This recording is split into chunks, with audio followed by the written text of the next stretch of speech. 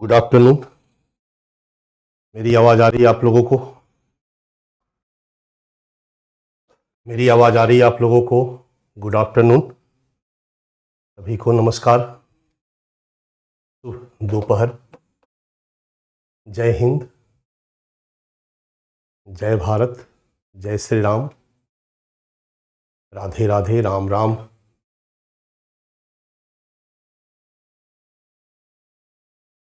और कैसे हो आप लोग? संडे कैसा बीता आप लोगों का?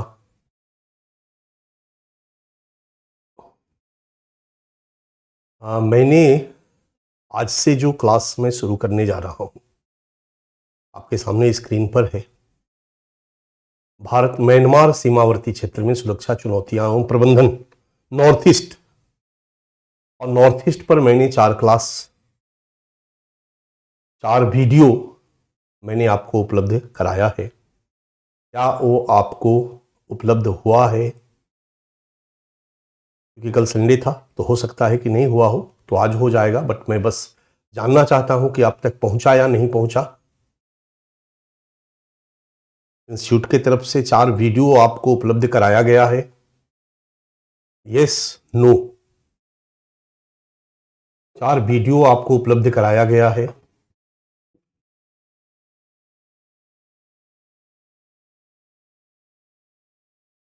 चार वीडियो आपको उपलब्ध कराया गया है।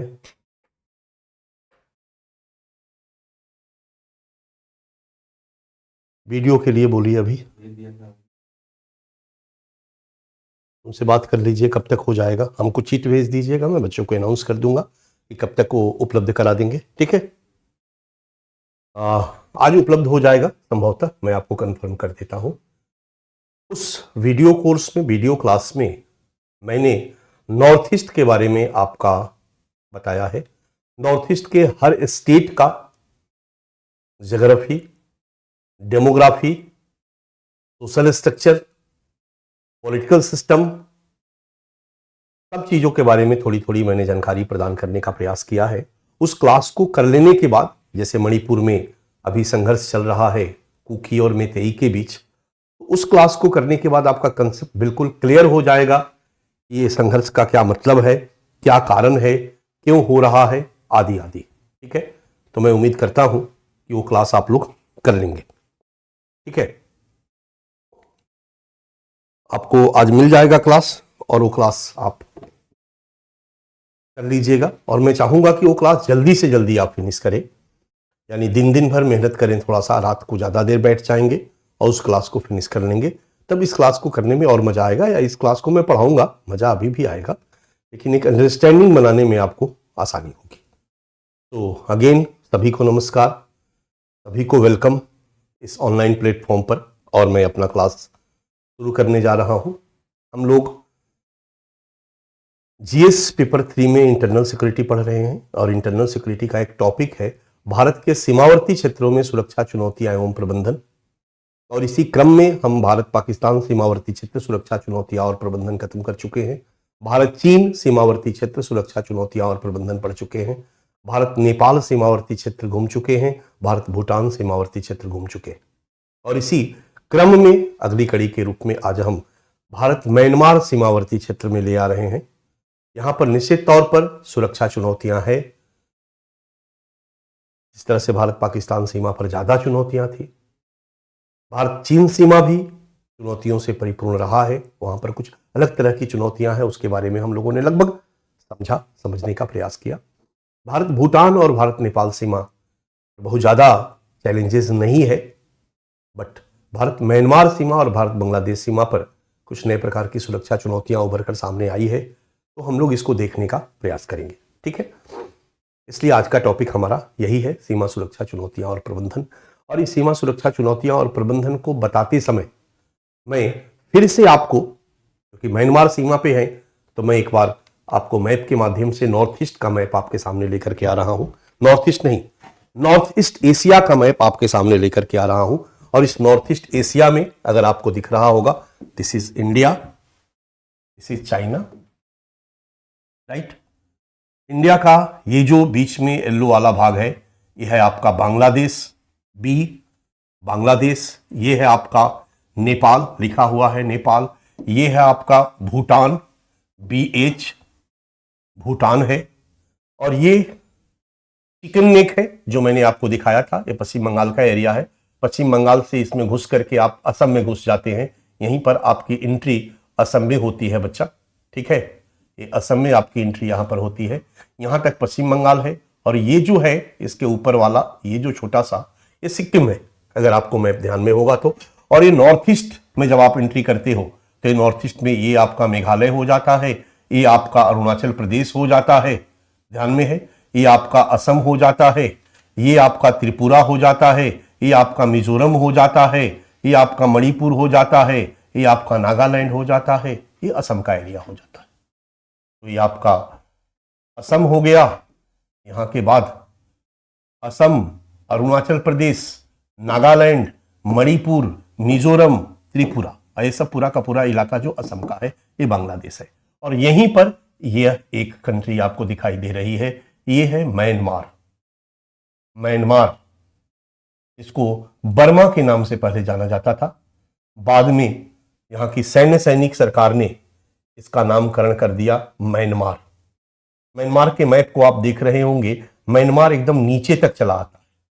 यह है म्यांमार का नक्शा, आपको दिख रहा होगा, यह है म्यांमार। और यहां पर म्यांमार बांग्लादेश से सट जाता है, यानी बांग्लादेश का आदमी पैदल चलकर म्यांमार आ सकता है और म्यांमार का आदमी पैदल चलकर बांग्लादेश जा सकता है। म्यांमार में ये है एक हमारा स्टेट मिजोरम की सीमा लगती है, ये है हमारा स्टेट मणिपुर की सीमा लगती है, ये नागालैंड की सीमा लगती है, और म्यांमार से ये अरुणाचल प्रदेश की सीमा भी लगती है। और यहां से एक लंबा सीमा साझा करती है म्यांमार चाइना के साथ, ये चाइना है। इसके बाद म्यांमार की सीमा लाओस से लगती है, म्यांमार की सीमा यहां थाईलैंड से लगती है। मैं पहले भी मैंने दिखाया था, ये जो इलाका है ये कंबोडिया का इलाका है, दिस वन कंबोडिया। ये पतला सा जो इलाका है यहां तक आता है, ये वियतनाम का इलाका है। ये हांगकांग है आपका, ध्यान में होगा आपका। और ये नीचे में जो थाईलैंड जा रहा है, ये नीचे तक जा रहा है, यहीं पर ये नीचे तक थाईलैंड है। इसी में ये बे ऑफ थाईलैंड कहा जाता है, बे ऑफ बैंकॉक कहा जाता है थाईलैंड। और इसी थाईलैंड में पटाया एक खूबसूरत जगह है, भारत के ढेर सारे टूरिस्ट पटाया में जाते हैं। और एक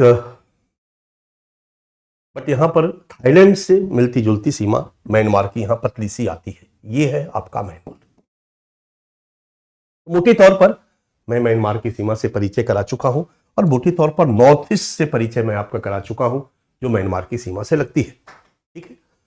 म्यांमार को हम अब एक अलग अंदाज में देखते हैं, आपके सामने मैप पर है, जो केवल और केवल म्यांमार को परिलक्षित करता है, जो आपका मैप है। म्यांमार में सब कई राज्य हैं, ये म्यांमार आपको दिख रहा होगा, ये म्यांमार के कई राज्य हैं। आपके भारत से सटा हुआ जो राज्य है चिन्ह है, ये नीचे में राखाइन प्रांत है, राखाइन प्रांत को अराकान प्रांत भी कहा जाता है, अराकांत है। इसके बाद स्टैंग्यांग है, कचीन प्रांत है, स्थान प्रांत है, स्थान कचीन की सीमा देख रहे हो, चाइना से लग रही है ये पूरा का पूरा, ठीक है। ये चीन है, चाइना नहीं है, ध्यान देना, ये चीन अलग है और चाइना अलग है। ये चीन प्रांत है म्यांमार का, ठीक है, जो हमारे मणिपुर और मिजोरम से सटा हुआ है। कचीन प्रांत है म्यांमार का, सैंग्यांग प्रांत है म्यांमार का, स्थान प्रांत है म्यांमार का, ये सब म्यांमार के राज्य हैं। यंगून ये है तुम्हारा, this one is Yangon. Yangon को ही पहले रंगून कहा जाता था। म्यांमार की कैपिटल है ये रंगून, और म्यांमार में पहले इसको रंगून कहा जाता था। और भारत के ढेर सारे लोग अंग्रेजी शासनकाल में, यहां भी 1948 तक अंग्रेजों का शासन था, म्यांमार अंग्रेजों के अधीन रहा। और अंग्रेजी शासनकाल में ढेर सारे भारत के लोग यहां पर मजदूर के रूप में काम करने के लिए गए। बहुत सारे भारतीय यहां पर रहते हैं, बहुत सारे भारतीय यहां पर मजदूर के रूप में काम करते रहे हैं। इतनी ज्यादा संख्या इनकी होती थी कि इन पर हमारे भारत में पुरानी फिल्में अगर आप कभी देखे होंगे तो बनाई गई थी। उसमें गाना था, मोरे पिया गए रंगून, किया है वहां से टेलीफोन, कि तेरी याद सताती है। शायद आपने इस गाना को सुना होगा। ये गाना ये परिलक्षित करता है कि ढेर सारे लोगों के पिया, महिलाओं के पिया, पति, हस्बैंड कमाने के लिए रंगून जाते थे और वहां से कमा करके अपने घर में पैसा भेजते थे। ये है म्यांमार, भारत के पूरब में अवस्थित एक देश। अब म्यांमार के बारे में थोड़ी सी जानकारी हम लोग और एकत्रित कर लें। म्यांमार जो आपके सामने है, इसमें ये कई जनजातीय समूहों से भरा हुआ है। अगर हम कहें तो यहां पर ट्राइबल कम्युनिटी के लोग सबसे ज्यादा संख्या में। मैं 2 मैप आपके सामने ला दिया, ये आपका पहला वाला मैप है। जिस तरीके से नॉर्थ ईस्ट पहाड़ है और पहाड़ में ढेर सारी जनजातियां रहती है, नागा, कुकी, मिजो। नॉर्थ ईस्ट पूरा का पूरा, खास करके नॉर्थ ईस्ट का ईस्टर्न पार्ट जो है वो जनजातियों का बेल्ट है। उसी तरीके से म्यांमार में ढेर सारी जनजातियां रहती है, ढेर सारे एथनिक ग्रुप रहते हैं। ट्राइबल हम यहां शब्द देते हैं तो थोड़ा सा उसका भावार्थ बदल जाता है। नजाति समूह, एक विशेष सांस्कृतिक समूह, पिछड़ा समूह, और ये अपने अपने कबीले के हेड हुआ करते थे और ये धीरे धीरे अपना अपना राज्य स्थापित कर लिए थे। इसलिए अगर हम इसके भूगोल को देखें तो ये जंगलों और पहाड़ों से भरा है। बीच में कुछ मैदानी इलाका है, बीच में कुछ घाटी है। म्यांमार का ये जो इलाका है बच्चा, म्यांमार का पश्चिमी इलाका जो हमारे राज्य से सटा हुआ है, ये अराकान पर्वत श्रृंखला आपने सुना होगा। ये अराकान पर्वत श्रृंखला से जुड़ा हुआ है। अराकान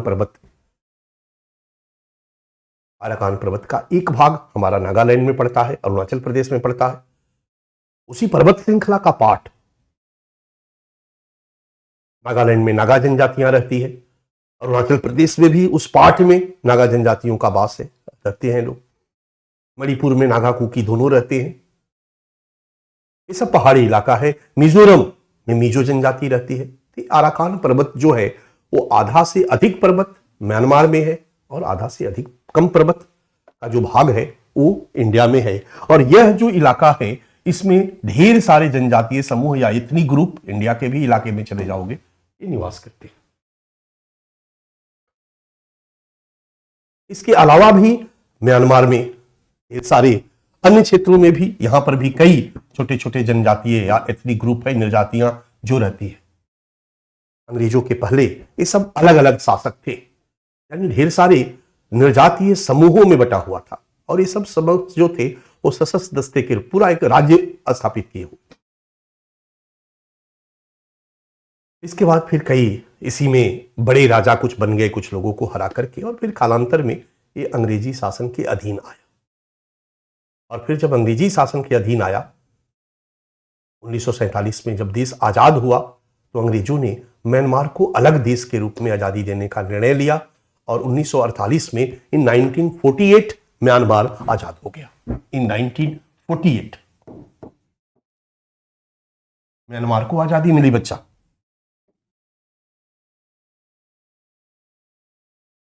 उन्नीस सौ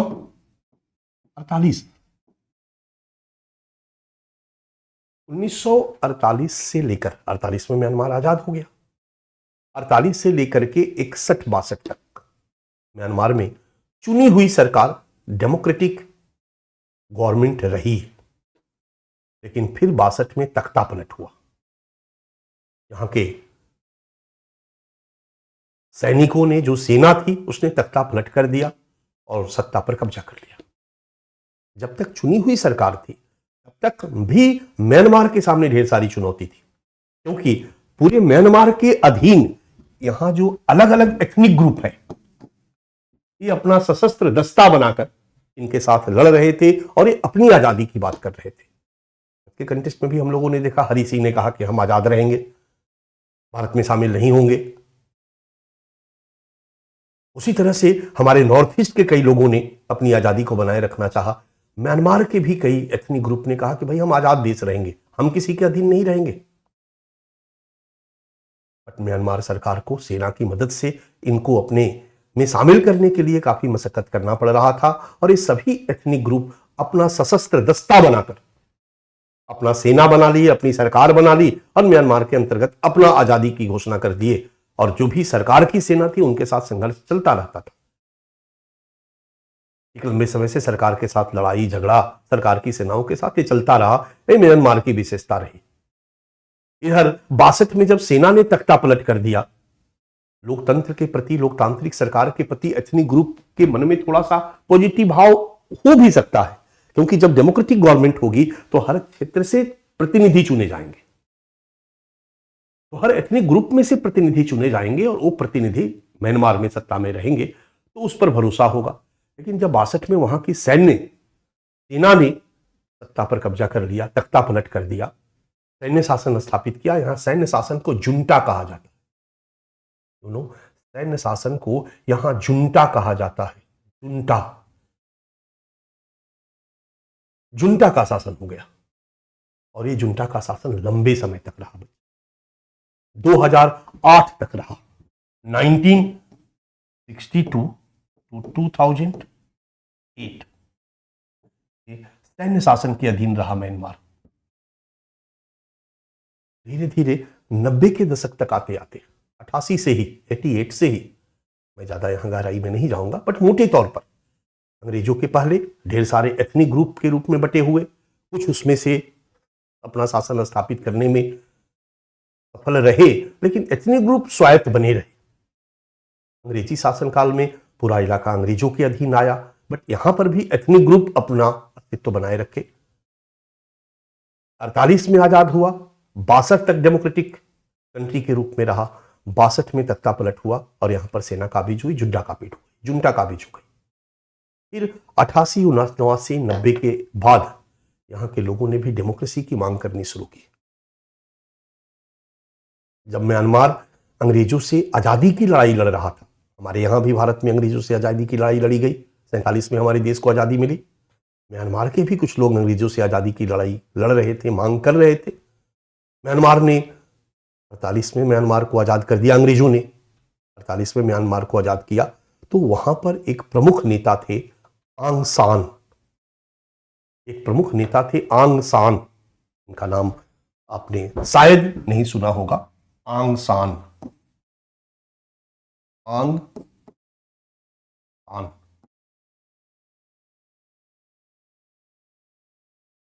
इनकी बेटी हुई आंग सान सूकी, और इनकी बेटी ने 90 के दशक में म्यांमार की आजादी के लिए, म्यांमार में लोकतंत्र की बहाली के लिए सैनिक शासन के विरुद्ध आंदोलन तेज किया। अब सेना जो थी एक लंबे समय से 62 से ही कब्जा किए हुए थी, अब वो सत्ता छोड़ने को तैयार नहीं थी। लेकिन जब जन आंदोलन तीव्र हुआ, आंग सान सूकी, भारत में उनका पढ़ाई लिखाई हुआ, भारत के साथ उनके अच्छे संबंध रहे, और जब उन्होंने आंदोलन की आजादी की लड़ाई के लिए, उनको नोबेल शांति का नोबेल पुरस्कार भी दिया गया, वो काफी पॉपुलर रही।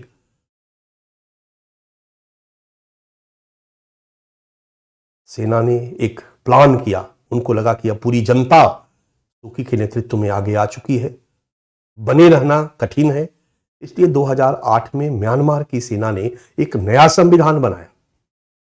और नए संविधान में बहुत सारी बातें थी, बट दो प्रमुख बातें थी। एक प्रमुख बात थी, ध्यान से सुनो, एक प्रमुख बात थी कि जो नया पार्लियामेंट बनेगा, जहां पर चुनी हुई सरकार, चुने हुए प्रतिनिधि आएंगे, उसमें 1/3 प्रतिनिधि जो होंगे वो सेना के होंगे।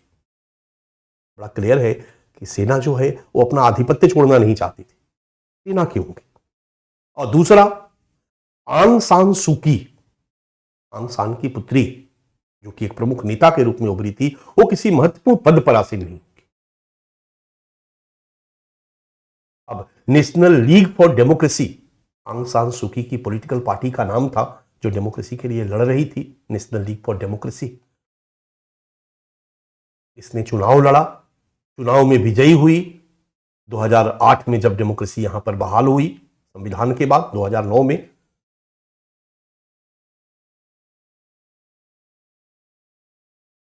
फिर से सैनिकों ने कहा कि ये जो रिजल्ट है चुनाव का, ये गड़बड़ है, घोटाला है। फिर से सैनिकों ने डिस्टर्ब किया, फिर से वहां लोकतांत्रिक सरकार कुछ दिनों की आई, आंग सान सूकी को कोई महत्वपूर्ण पद पर आसीन होने नहीं दिया गया। इस तरीके से डोमिनेंसी किसी न किसी रूप में सैनिकों की बनी रही। और फिर फरवरी 2000 फरवरी 2021 में फिर से आंग सान सूकी के नेशनल लीग फॉर डेमोक्रेसी की सरकार को सेना ने भंग कर दिया, तख्तापलट कर दिया। आंग सान सूकी और ढेर सारे नेताओं को गिरफ्तार करके जेल भेज दिया गया और फिर से सेना ने इस पर कब्जा कर लिया। क्लियर है? और जब से सेना ने इस पर कब्जा किया, ये 2021 की बात है बच्चा, जनवरी फरवरी 2021 की, तब से लेकर आज तक वहां गृह युद्ध की स्थिति है। ध्यान रखिएगा, वहां गृह युद्ध की स्थिति है। बट इस बार कहानी बदल गई। जुंटा ने सोचा था, जुंटा बोलूंगा तो सैन्य शासन, जुंटा ने सोचा था कि पब्लिक विरोध करेगी, आंदोलन करेगी। बट इस बार वहां की जनता ने लोकतंत्र के लिए विरोध नहीं किया।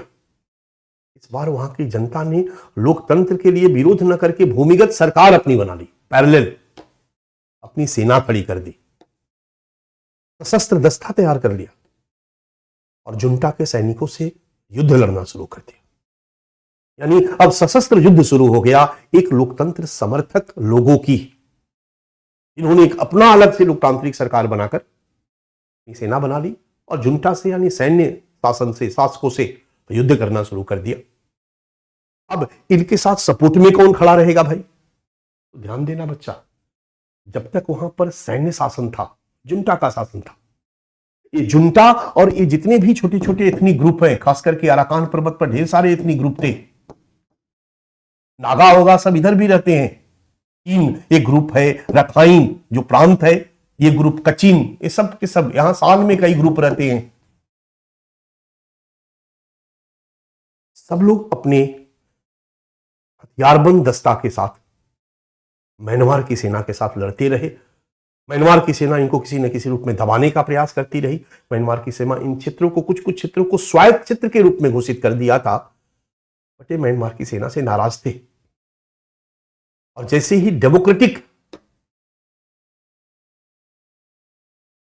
गवर्नमेंट को भंग किया गया 2021 में, और इस बार लोकतंत्र समर्थकों ने या विद्रोहियों ने, अगर सरकार के चश्मे से देखोगे तो विद्रोही कहे जाएंगे, विद्रोहियों ने अपना सरकार बनाकर, अपनी सेना बनाकर के जुंटा से लड़ना शुरू किया। ये जो एथनिक ग्रुप थे, इनका जो सशस्त्र दस्ता था, ये भी लोकतंत्र समर्थकों की सेना के साथ मिल गया। अब इनकी ताकत बढ़ गई।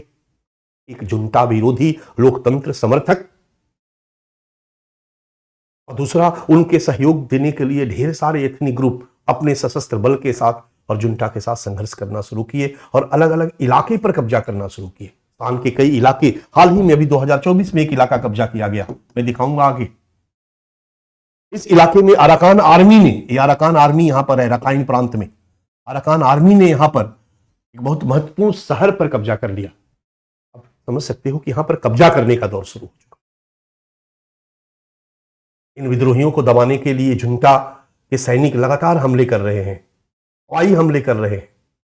जिस तरह से कहानी आपकी गाजा पट्टी में चल रही है, जिस तरह की कहानी यूक्रेन में चल रही है, बच्चा यहां भी गृह युद्ध की स्थिति है। गाजा पट्टी में इजराइल वर्सेस फिलिस्तीन या गाजा के बीच लड़ाई चल रही है।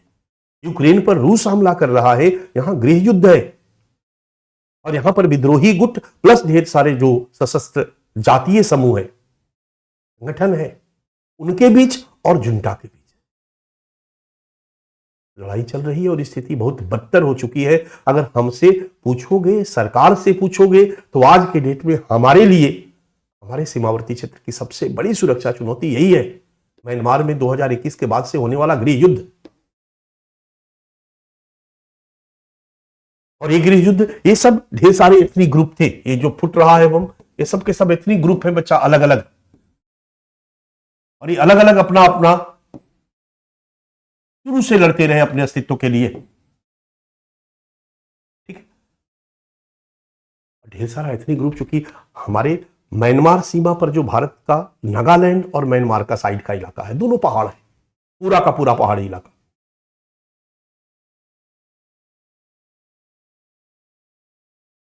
और दोनों ही जगहों पर एथनिक ग्रुप निवास करते हैं।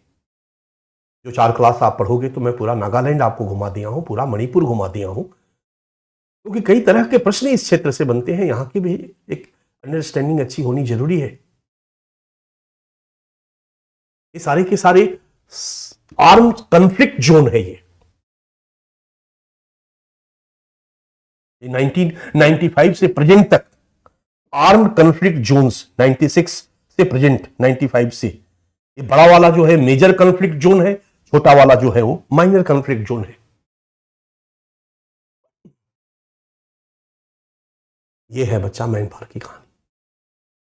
अब म्यांमार में भारत के साथ संबंध कैसे रहे, तो हमेशा विदेश नीति यही कहती है कि अपने पड़ोसी देशों के साथ संबंधों को अच्छा रखना चाहिए। हालांकि इंडिया हमेशा लोकतंत्र का समर्थक रहा है और आंग सान सूकी जब वहां म्यांमार में सैन्य शासन के विरोध में लोकतंत्र की स्थापना के लिए लड़ रही थी, उसके पहले 62 से ही वहां सैन्य शासन था। वहां के लोकतांत्रिक सरकार से भी भारत के अच्छे संबंध थे।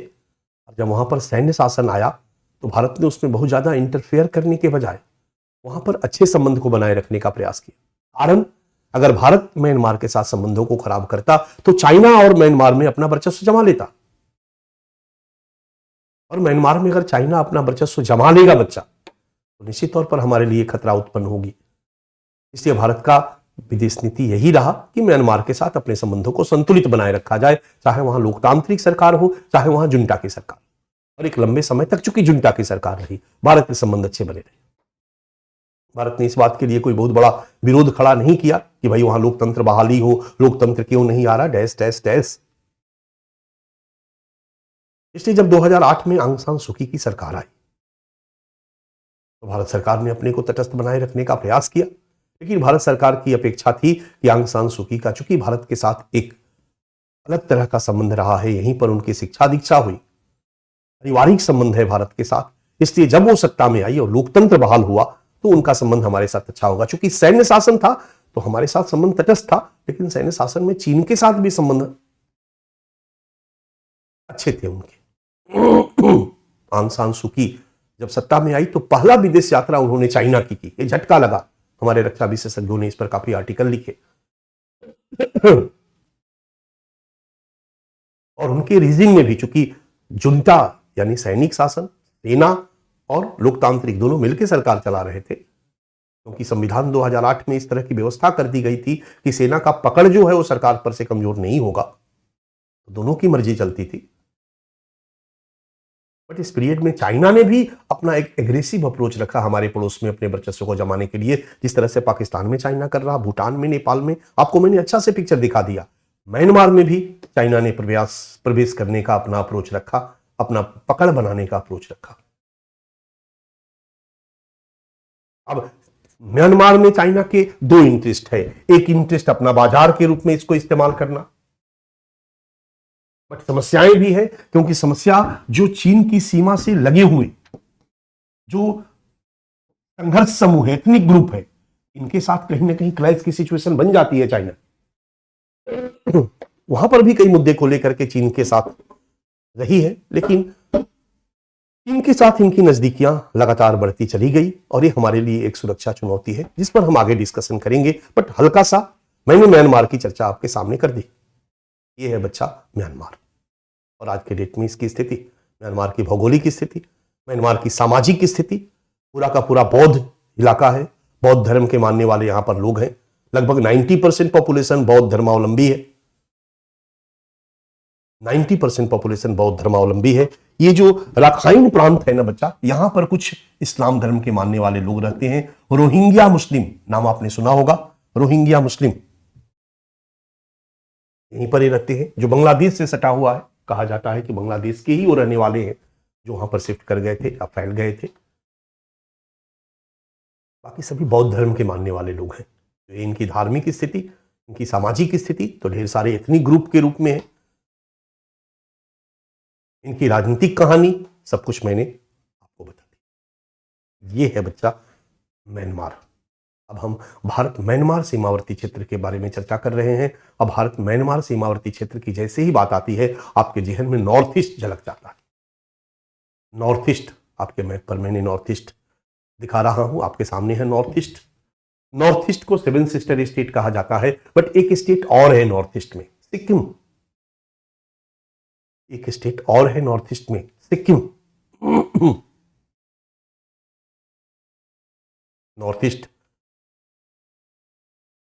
भारत से बिल्कुल उत्तर पूर्वी क्षेत्र में नाम से ही लग रहा है स्थित है। यहां पर 7 राज्य हैं। मेघालय 1 नंबर अगर हम कहें तो असम, 2 नंबर में हम कहें तो नागालैंड, 3 नंबर में हम कहें तो मणिपुर, 4 नंबर में हम कहें तो त्रिपुरा, 5 नंबर में हम कहें तो मेघालय, 6 नंबर में हम कहें तो मिजोरम और 7 नंबर में हम कहें तो अरुणाचल प्रदेश। और एक 8वां राज्य यहां बगल में है बच्चा, सिक्किम। कहलाता 7 सिस्टर स्टेट है, लेकिन एक 8वां राज्य भी है सिक्किम का। और सिक्किम के नीचे जो आपको दिख रहा है ये चिकन नेक, याद आ रहा है चिकन नेक। और ये फिर पश्चिम बंगाल, तो ये पश्चिम बंगाल ये चिकन नेक के माध्यम से यहां सिक्किम से टच करता है। इसका बाउंड्री पश्चिम बंगाल की बाउंड्री यहां भूटान से टच करती है और पश्चिम बंगाल की बाउंड्री यहां पर असम से टच करती है। ये बांग्लादेश है, ये है नॉर्थ ईस्ट। 2 से 3 मिनट में एक मोटे तौर पे नॉर्थ ईस्ट की कहानी बता दूं। नॉर्थ ईस्ट पूरा का पूरा पहाड़ी इलाका है। अगर नॉर्थ ईस्ट को आज पर्यटन के रूप में विकसित कर दिया जाए, पर्यटक स्थल के रूप में, तो विश्व के महत्वपूर्ण पर्यटक स्थलों में इसका नाम होगा। नेचर ने इसको इतना खूबसूरत बनाया। इसमें जो प्रमुख पहाड़ी इलाका है अरुणाचल प्रदेश, पूरा का पूरा पहाड़ी इलाका है, आपके सामने दिख रहा है। अरुणाचल प्रदेश से ऐसे नीचे की तरफ चले जाओगे, ये यहां पर नागालैंड पूरा का पूरा पहाड़ी इलाका है। यहां तक पूरा आराकान पर्वत यहां तक फैला हुआ है। थोड़ा सा ये है, ये ब्रह्मपुत्र नदी आती है बच्चा, तो ये जो घाटी है ब्रह्मपुत्र नदी का बहुत चौड़ा तक, तो ये सब घाटी का इलाका आप कह सकते हो। ब्रह्मपुत्र नदी यहां आकर के धुबरी में पश्चिम बांग्लादेश में घुस जाती है, तो ब्रह्मपुत्र ने घाटी को बनाया है। अदरवाइज चारों तरफ पहाड़, यहां पर भी पहाड़ है, इधर भी पहाड़ है, ये पूरा का पूरा पहाड़ है। मणिपुर का ये पूरा उत्तरी मणिपुर का इलाका वही आराकान पहाड़ का क्षेत्र है। ये मणिपुर का घाटी का इलाका है जहां मेतेई रहते हैं, ये घाटी वाला इलाका है। इसके बाद मिजोरम पूरा पहाड़ और जंगल है, मिजोरम पूरा पहाड़ और जंगल है बच्चा। फिर त्रिपुरा भी पहाड़ है, मिजोरम से सटा हुआ त्रिपुरा पूरा पहाड़ी इलाका है। थोड़ा सा यहां पर मैदान भी है बट पहाड़ी इलाका है। असम में पहाड़, मैदान, जंगल सब है। मेघालय पूरा पहाड़ है, मेघालय पूरा पहाड़ है। चेरापूंजी यही है जहां सबसे ज्यादा बरसात होती है। ये है मेघालय क्या भूगोल संक्षेप में। जो 4 क्लास आप पढ़ेंगे मैं उसको विस्तृत तरीके से आपको समझा दिया। और यहां पर मैक्सिमम ट्राइबल कम्युनिटी के लोग रहते हैं। आसाम को छोड़ दीजिएगा, आसाम में हिंदू की डोमिनेंसी आज के डेट में है। त्रिपुरा में हिंदू बहुल राज्य है। अदरवाइज मिजोरम में पूरा का पूरा ट्राइबल कम्युनिटी, सब 80-90% जनजातीय रहती है। मिजोरम में, मेघालय में, नागालैंड में, मणिपुर में भी 50% से अधिक आपके ट्राइबल कम्युनिटी के लोग हैं। 50% मेतेई समुदाय के लोग हैं जिनको जनजाति का दर्जा नहीं दिया गया। अरुणाचल प्रदेश में भी जनजातियां हैं, असम में भी कुछ क्षेत्रों में जनजातियां हैं। बोडो नाम सुना होगा, बोडो प्रॉब्लम्स असम की जनजाति है। ये सब 4 क्लास में बहुत सारी चीजें आपको क्लियर हो जाएगी बच्चा। ये है आपका नॉर्थ ईस्ट।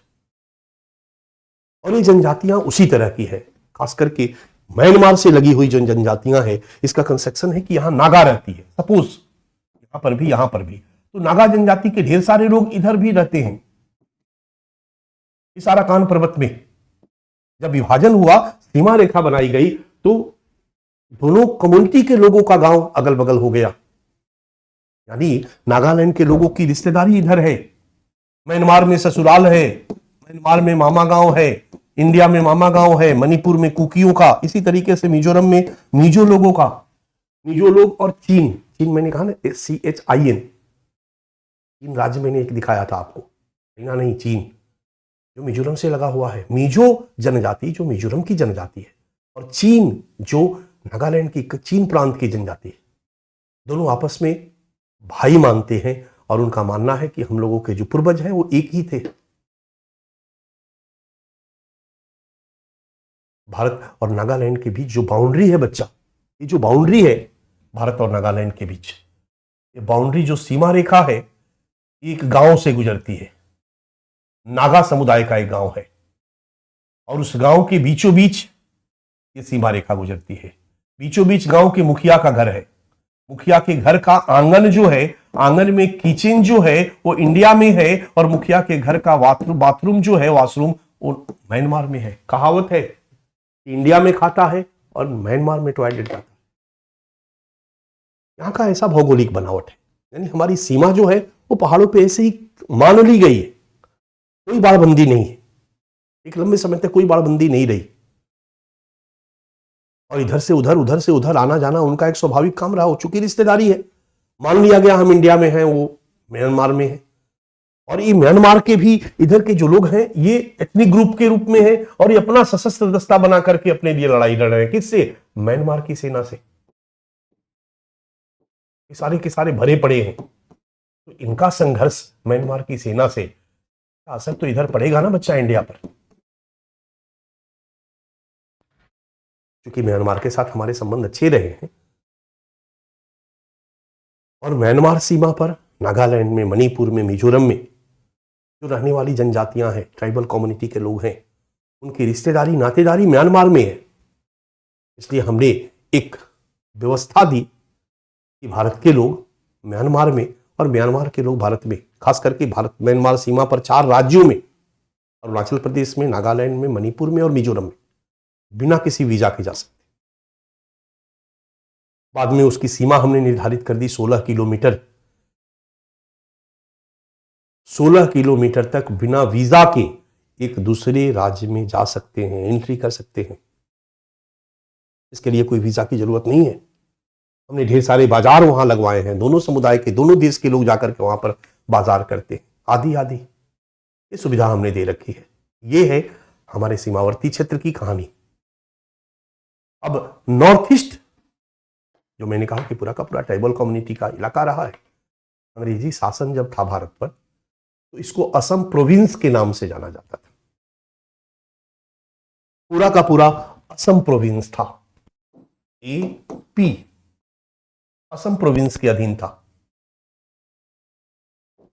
AP से कंफ्यूजन हो जाएगा, छोड़ दो, असम प्रोविंस के अधीन था। देश आजाद हुआ, असम प्रोविंस के अंतर्गत हमारी सरकार ने जब शासन के व्यवस्था को बनाने का प्रयास किया तो एक राज्य बना दिया गया असम। आजादी के साथ ही यहां असम राज्य का उद्भव हुआ। और 1951 में बच्चा, 1951 में एक आया नेफा, नॉर्थ ईस्ट फ्रंटियर एजेंसी। यानी अगर हम इसको ऐसे लिखें, इसको थोड़ा सा हम इस तरह से कर देते हैं, हम करें आजादी के बाद 1947 से ही था असम। 1951 में आया Nipah, north east frontier agency. मतलब असम का जो पहाड़ी इलाका है, हमारी सरकार ने, अंग्रेजी सरकार ने ही ऐसी व्यवस्था कर रखी थी कि पहाड़ी इलाकों पर शासन करने के लिए एक अलग व्यवस्था, एक अलग एजेंसी, इसको north east frontier agency, specially Arunachal Pradesh का इलाका उसमें शामिल था, नॉर्थ ईस्ट फ्रंटियर एजेंसी। इस तरह से 2 प्रशासनिक इकाई थी, एक असम राज्य और एक नीफा। फिर नागालैंड ने, नागा लोगों ने विद्रोह किया और भारत से अलग देश की मांग करने लगे। विद्रोह को दबाने के लिए 1963 में, 1963 यहां पर एक स्टेट आता है नागालैंड।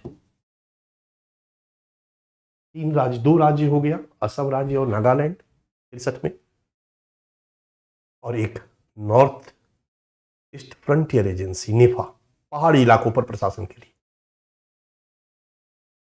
फिर यहां पर अलग राज्य की मांग को लेकर के एक आंदोलन शुरू होता है कि जनजातीय क्षेत्र के लिए अलग राज्य दिया जाए। तो 1972 में, इन 1972, असम को काटकर, असम के जनजातीय क्षेत्रों को काट करके, पहले असम राज्य में हुआ करता था, 3 राज्यों का गठन किया गया बच्चा। M for Manipur, MANI, PUR, दूसरा प्लस त्रिपुरा T और प्लस मेघालय। 1972 में 3 और राज्य आ गए। अब 72 तक क्या हो गया बच्चा?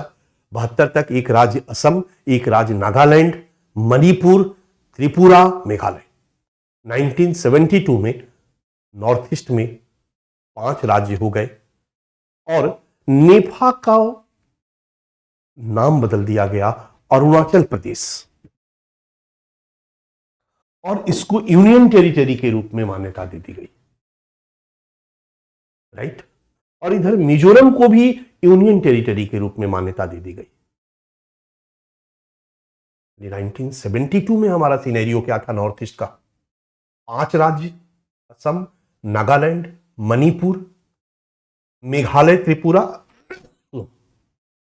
और 2 यूनियन टेरिटरी, अरुणाचल प्रदेश और नागालैंड, मिजोरम, अरुणाचल प्रदेश और मिजोरम। और फिर 1987 इन 1987 2 राज्य और बन गया, मिजोरम प्लस अरुणाचल प्रदेश। अरुणाचल प्रदेश, मिजोरम जो यूनियन टेरिटरी था उनको राज्य का दर्जा दे दिया। मिजोरम में भी एक लंबा संघर्ष चला, जो क्लास आप करोगे उसमें क्लियर हो जाएगा। मिजोलैंड की मांग को लेकर के तो फिर मिजोरम को सरकार ने एक अलग राज्य का दर्जा दे दिया। इस तरीके से 1987 तक इस सेवन सिस्टर स्टेट फॉर्म हो चुका था। 1987 में नॉर्थ ईस्ट में 7 राज्यों का गठन हो चुका था और यही 7 राज्य है जो नॉर्थ ईस्ट का राज्य कहा जाता है। और यहां पर एक सिक्किम 8वां है, इसको भी नॉर्थ ईस्ट में ही गिनती कर दिया जाता है, but main 7 sister state this one. यही है नॉर्थ ईस्ट के उद्भव की कहानी। अब हम नॉर्थ ईस्ट छोड़ते हैं, इसके लिए मैंने आपको 4 क्लास दिया है। वो 4 क्लास नॉर्थ ईस्ट पर आपके ज्ञान को बढ़ाएगा और आपकी समझ को बढ़ाएगा बच्चा, क्योंकि यहां पर आप इंटरनल सिक्योरिटी, IR, बहुत सारी चीजों के बारे में जब एक अंडरस्टैंडिंग होगी तो कोरिलेट करने की क्षमता आपकी बढ़ेगी। मैं जाते जाते कम से कम अगर पढ़ने वाले आप हो, गंभीर हो, तो विषय पर एक बेहतरीन कमांड बनवाने का मैं प्रयास करूंगा। ये मेरा वादा है आपसे, ठीक है।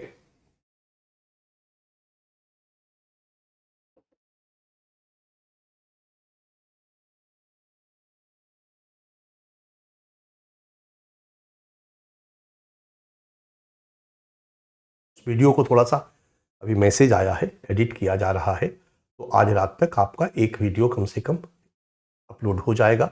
हमारा पहला वीडियो मेरे ख्याल से 3.5 घंटे का है, तो पहले सॉरी बोल देता हूँ। मैं लंबा वीडियो छोटा छोटा 5-5 मिनट का नहीं बनाने आता है, तो मैं उस पर लगभग आपको असम की पूरी कहानी को समझा दिया हूँ।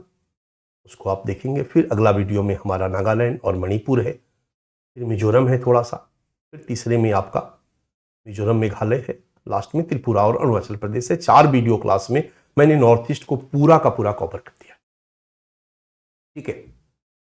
उसमें याद रखिएगा, लेटेस्ट मणिपुर का संघर्ष जो करंट अपडेट नहीं है, तो बस उसको समझने के बाद आपको क्लियर हो जाएगा। जब आप मणिपुर कॉन्फ्लिक्ट को पढ़ेंगे ना, उस क्लास को पढ़ने के बाद, तो फिर पूरा पिक्चर आपको क्लियर हो जाएगा। क्योंकि ये सब प्रश्न 10 मिनट के क्लास में संभव नहीं है कि आप एक पूरी तरह से समग्रता में समझ को प्राप्त करें। तो जरूरी हो जाता है कि थोड़ा सा बेस मजबूत बने, और मजबूत बेस पर जो इमारत खड़ी होगी वो मजबूत रहेगी। ये है बच्चा नॉर्थ ईस्ट। अब हम आते हैं नॉर्थ ईस्ट में भारत म्यांमार सीमावर्ती क्षेत्र। आपके सामने मैप है और इसी मैप को हम आगे बढ़ाते हैं। ये मैप आपके सामने आ जाता है। ये है भारत म्यांमार सीमावर्ती क्षेत्र। पीछे भी हम बता चुके हैं, 1643 किलोमीटर लंबी सीमा है भारत और म्यांमार की। मैप में आपको दिख रहा होगा, इधर का इलाका म्यांमार का इलाका है, जो आपके सामने है। भारत म्यांमार सीमावर्ती क्षेत्र 1643 किलोमीटर। और इस भारत म्यांमार सीमावर्ती क्षेत्र में म्यांमार से लगी हुई हमारी 4 राज्यों की सीमा है। अरुणाचल प्रदेश की तिरप और ओंगलांग, ये अरुणाचल प्रदेश के 2 जिले हैं बच्चा, जो कि यहां से मिले हैं। तिरप और ओंगलांग ये जिला है। और फिर ये आ जाता है नागालैंड, ये नागालैंड है।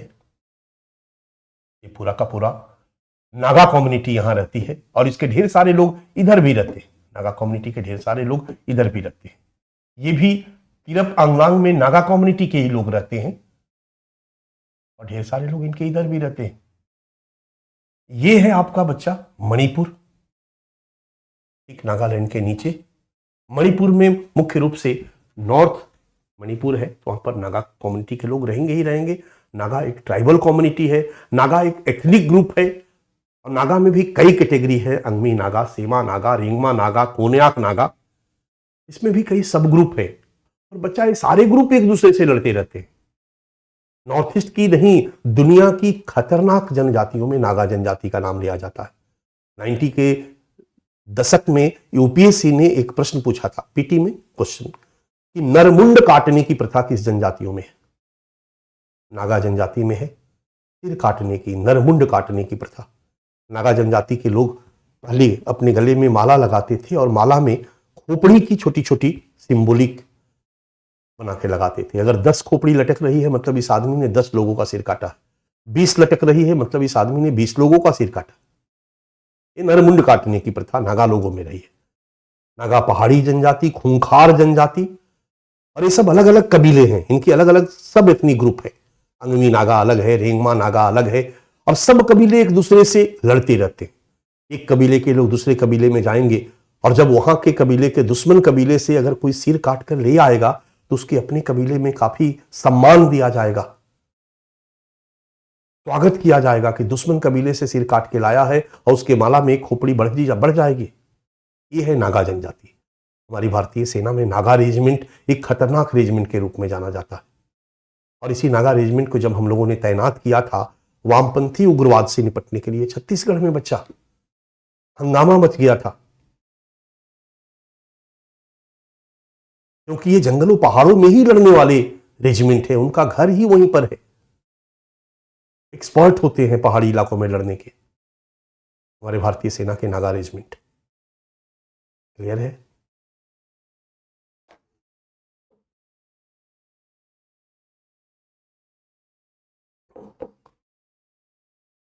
ये नागा है। मणिपुर के उत्तरी में नागा जनजाति भी रहती है, कुकी जनजाति भी रहती है।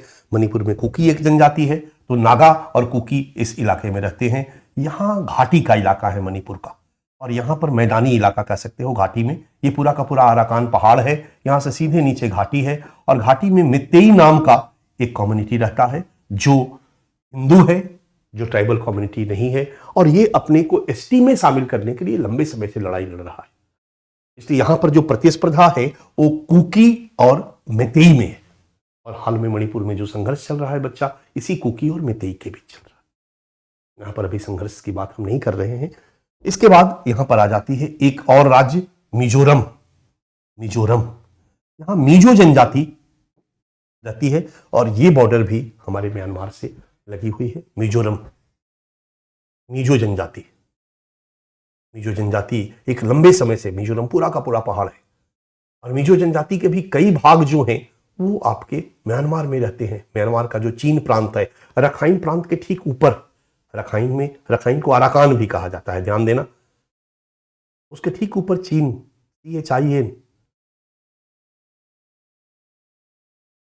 जो म्यांमार मिजोरम से सटा हुआ है, जिसको मैंने कहा था कि मिजो और चीन आपस में एक दूसरे के सेम पूर्वज मानते हैं, भाई बहन मानते हैं, एक दूसरे के साथ सहानुभूति है। अब केंद्र में, दिल्ली में बैठी हुई सरकार को भी सोचना होगा कि इन राज्यों में रहने वाले लोगों के जो रिश्तेदार हैं, जो म्यांमार में रहते हैं, ऐसा कोई नीति न बनाए जिससे कि इनके रिश्तेदारों को नुकसान हो, क्योंकि कहीं ना कहीं एथनिक सिमिलरिटी है। यूपीएससी एक सवाल भी पूछा, ये हमारे लिए बहुत बड़ी सुरक्षा चुनौती उत्पन्न कर देता है, ये राष्ट्रवाद के विकास के मार्ग में बाधा उत्पन्न कर देता है, क्योंकि सभी के सभी इस इलाके में जो प्रजाति है ये मंगोलाइड है।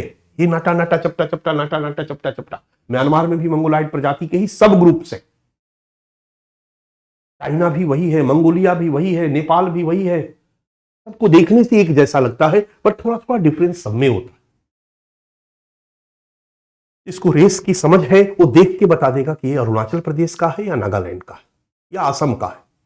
जैसे आप त्रिपुरा की तरफ जाओगे, असम की तरफ जाओगे, तो फिर बंगालियों से उनका चेहरा मिलता है, थोड़ा नाटा चपटा बट गोल टाइप का।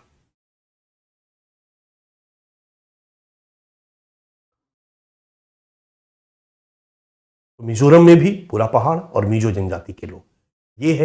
ये आपका सीमावर्ती क्षेत्र। यही है चारों राज्य भारत म्यांमार सीमावर्ती क्षेत्र। ठीक है। इस सीमावर्ती क्षेत्र में भी अगर हम देखें तो कौन राज्य की सीमा सबसे ज्यादा शेयर करती है, तो आप देखोगे कि इस पूरे एरिया में 520 किलोमीटर जो है वो अरुणाचल प्रदेश से नागालैंड की सीमा लगी है। 520 किलोमीटर। नागालैंड से जो सीमा लगी है वो 215 किलोमीटर लगी है बच्चे। टोटल 1643 किलोमीटर में 520 किलोमीटर म्यांमार की सीमा अरुणाचल प्रदेश से लगी है, यानी सबसे ज्यादा अरुणाचल प्रदेश से सीमा लगी है। और सेकंड नंबर पे मिजोरम से 510 किलोमीटर जो है म्यांमार की सीमा मिजोरम राज्य से लगी हुई है। तीसरे नंबर पर मणिपुर है, 398 किलोमीटर, अप्रोक्स 400 किलोमीटर म्यांमार और मणिपुर की सीमा है। और 215 किलोमीटर मात्र म्यांमार और नागालैंड की सीमा। कुल मिलाकर के 1643 किलोमीटर लंबी सीमा है। और यह सीमा बच्चा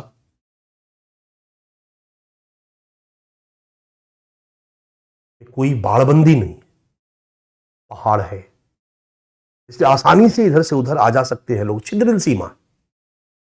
इन सीमावर्ती क्षेत्रों में जो हमारे 4 राज्य हैं, एक नजर हम डाल लेते हैं। अरुणाचल प्रदेश, आपके सामने अरुणाचल प्रदेश का मैप है ऊपर में। और अरुणाचल प्रदेश का मैंने कहा ना कि चांगलांग, तिरप, ये सब जो जगह है यहाँ नागा कम्युनिटी के लोग रहते हैं। चांगलांग, तिरप, ये जो तिरप डिस्ट्रिक्ट है ये चांगलांग डिस्ट्रिक्ट है, ये दिख रहा है आपको। और यहां पर भी नागा लोग ही रहते हैं। ये अरुणाचल प्रदेश का इलाका है। 520 किलोमीटर सीमा। इसके बाद अरुणाचल प्रदेश में हिंदू 29%, मुस्लिम 1%, 2%, क्रिश्चियन 30% और बौद्धिस्ट 11% है। और क्रिश्चियन मतलब ट्राइबल कम्युनिटी, ध्यान रखना, क्रिश्चियन मतलब ट्राइबल कम्युनिटी। ये है ट्राइब्स। यहां पर 64% लोग हैं, यानी कुछ हिंदू भी ट्राइब्स है। कुछ ट्राइब्स विदाउट रिलीजन है, याद देना, उसको हम एनिमिस्टिक कहते हैं, जीववादी कहते हैं। वो जनजाति जिसका अपना कोई धर्म नहीं मानते, वो टोटमवादी होते, जीववादी होते। जनजातियां यहां पर 64% अरुणाचल प्रदेश में। अरुणाचल प्रदेश का जो प्रॉब्लम है वो चकमा समस्या है और उग्रवाद की थोड़ी बहुत समस्या है, लेकिन कम। जो नागालैंड से इलाका जो सटा हुआ है, चांगलांग और तिरप का जो 2 जिला है, वहीं पर उग्रवाद की समस्या। ठीक है, ये अरुणाचल प्रदेश है। यहां पर मैं वो 4 क्लास का ब्रीफ वहां पर अच्छा से दे दिया गया है। दूसरा हमारा है नागालैंड। नागालैंड का भी 215 किलोमीटर सीमा म्यांमार से लगती है बच्चा। और इस नागालैंड की जब आबादी की बात करते हैं, आबादी नहीं जानना है, हम केवल स्ट्रक्चर देख लें तो 87% क्रिश्चियन है और सारे के सारे ट्राइबल कम्युनिटी के लोग हैं। 90% ट्राइब्स है यहां पर और 87% ईसाई धर्म के मानने वाले लोग हैं। हिंदू लगभग 9% है, मुस्लिम 2-2.5%।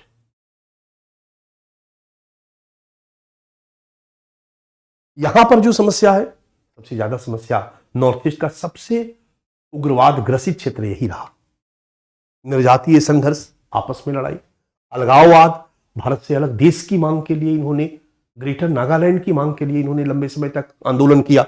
उग्रवाद की समस्या, लगातार उग्रवाद यहां पर चल रहा है। सीमा सुरक्षा, क्योंकि सीमा सुरक्षा चुनौती यहां सबसे विशाल है, क्योंकि सब उग्रवादी उधर ही कैंप बना करके रहते हैं। म्यांमार सीमा में अपना कैंप बनाते हैं, उन ससुराल वहीं है, मामा गांव वहीं है, मौसा गांव वहीं है, रिश्तेदारी वहीं है, वहीं बेस कैंप बना लेते हैं। म्यांमार की सेना भी नहीं आती है, क्योंकि सेना ने उनको फ्री छोड़ दिया है। पहाड़ी इलाके के जितने भी एथनिक ग्रुप है, ये सशस्त्र दस्ता बना करके उस इलाके के लोग रहते हैं, उनके साथ इनके संपर्क हैं, संबंध बने हुए हैं। तो सीमा सुरक्षा चुनौती सबसे ज्यादा है इस इलाके में। इसके बाद मणिपुर। मणिपुर में 398 किलोमीटर का एरिया म्यांमार सीमा से लगी हुई है। यहां पर जो पॉपुलेशन है 41% हिंदू है, 8% मुस्लिम है, 41% क्रिश्चियन है। और ये क्रिश्चियन ऑलमोस्ट ट्राइबल कम्युनिटी के लोग हैं। So you can say 41% tribes है, जिसमें 24% नागा है बच्चा और 16% कुकी है। मुख्य कुकियों का है, बट नागा भी यहां पर है, नागा से सटा हुआ इलाका होने के कारण। यहां की क्या समस्या है?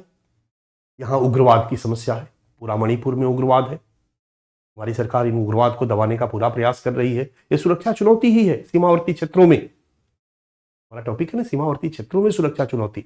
निर्याती संघर्ष है, यहां पर नागा और कुकी संघर्ष एक लंबे समय तक चला। कुकी और मेतेई संघर्ष लगातार चल रहा है, पहले भी चला है और अभी भी चल रहा है। हाल में जो मणिपुर में संघर्ष और हिंसा की बात आपने सुनी होगी, ये कुकी और मेतेई के बीच होने वाला संघर्ष है। ये भी एक समस्या रही है। इसको निर्याती संघर्ष, अलगाववाद, मणिपुर में भी कई ऐसे ग्रुप है, संगठन है जो हथियार लेकर के अपना गुट बना लिए हैं और अलग देश की मांग के लिए आंदोलन कर रहे हैं, हिंसा कर रहे हैं, मार रहे हैं लगातार। अब तो कुछ कमी आई है, बट लगातार ये अलगाववाद की समस्या से ग्रसित रहा है। सीमा सुरक्षा चुनौती, कई तरह की सीमा सुरक्षा चुनौतियां यहां पर है। तस्करी, गढ़ है तस्करी का, क्योंकि अगर हम कहें तो अफगानिस्तान के बाद म्यांमार ही हुआ करता था अफीम की खेती करने वाला सबसे बड़ा देश। आज कहा जाता है कि अफगानिस्तान से भी आगे निकल गया है और अफीम से ही हेरोइन बनाई जाती है। इसलिए म्यांमार, अगर हम गोल्डन ट्रायंगल की बात करें, नाम आपने सुना होगा, आगे मैं चर्चा करूंगा, उसका पार्ट है एक म्यांमार। और अफीम की खेती पर जोड़ के सवाल भी यूपीएससी ने पूछा है। इसलिए ड्रग्स की तस्करी भी यहां का एक प्रमुख धंधा है, प्रमुख समस्या है। तो हम सीमा सुरक्षा चुनौती की बात करें, सीमा सुरक्षा से लेकर के तो तस्करी, ड्रग्स की तस्करी, हथियारों की तस्करी आदि आदि कई तरह की सीमा सुरक्षा से संबंधित चुनौतियां। और फिर बारी आती है मिजोरम की। मिजोरम मैप में आप देख चुके हो, मिजोरम 510 किलोमीटर सीमा म्यांमार से लगती है। मिजोरम की आबादी लगभग 10 लाख है। मिजोरम में क्रिश्चियन 87% है, बौद्धिस्ट 8.51% है, हिंदू 2.75%, मुस्लिम 1.35%। यहां पर आप देखोगे हिंदू मुस्लिम कम है। क्यों भाई? क्योंकि आपने सुना होगा अरुणाचल प्रदेश में, नागालैंड में और मिजोरम में एक लंबे समय से इनर लाइन परमिट की जरूरत होती थी। यानी भारत का कोई भी आदमी, यहां इनर लाइन परमिट सिस्टम लागू था, भारत का कोई भी आदमी इन राज्यों में नहीं जा सकता था। अगर इन राज्यों में जाना है तो उनको परमिट लेना होता था, वीजा लेना होता था। एक प्रकार से टूरिस्ट वीजा के रूप में आप यहां जा सकते हैं या नौकरी के रूप में आप जा सकते हैं, ऐसे ही आप नहीं जा सकते हैं, वहां बस नहीं सकते। एक बहुत बड़ा कारण रहा जिसके चलते बाहरी लोगों का इन क्षेत्रों में प्रवेश नहीं हुआ। हाल ही में एक कानून बना करके मणिपुर में भी इनर लाइन परमिट को लागू कर दिया गया। ये सारा कंसेप्ट आपका क्लियर हो जाएगा उस 4 क्लास में। ये बहुत बड़ा कारण है कि यहां पर वहां के मूल निवासी यानी जनजाति और क्रिश्चियन को छोड़कर के हिंदू मुस्लिम की आबादी कम है। ट्राइब्स यहां 94.5% है मिजोरम में पूरा का पूरा, और मिजो जनजाति सबसे बड़ी जनजाति। यहां की जो प्रॉब्लम रही है लंबे समय से, अलगाववाद की समस्या रही है। एक लंबे समय से अलगाववाद से ग्रसित रहा है। यहां मिजो लैंड की मांग को लेकर के हिंसक विद्रोह लंबे समय तक चला रहा। अलग देश, भारत से अलग एक देश।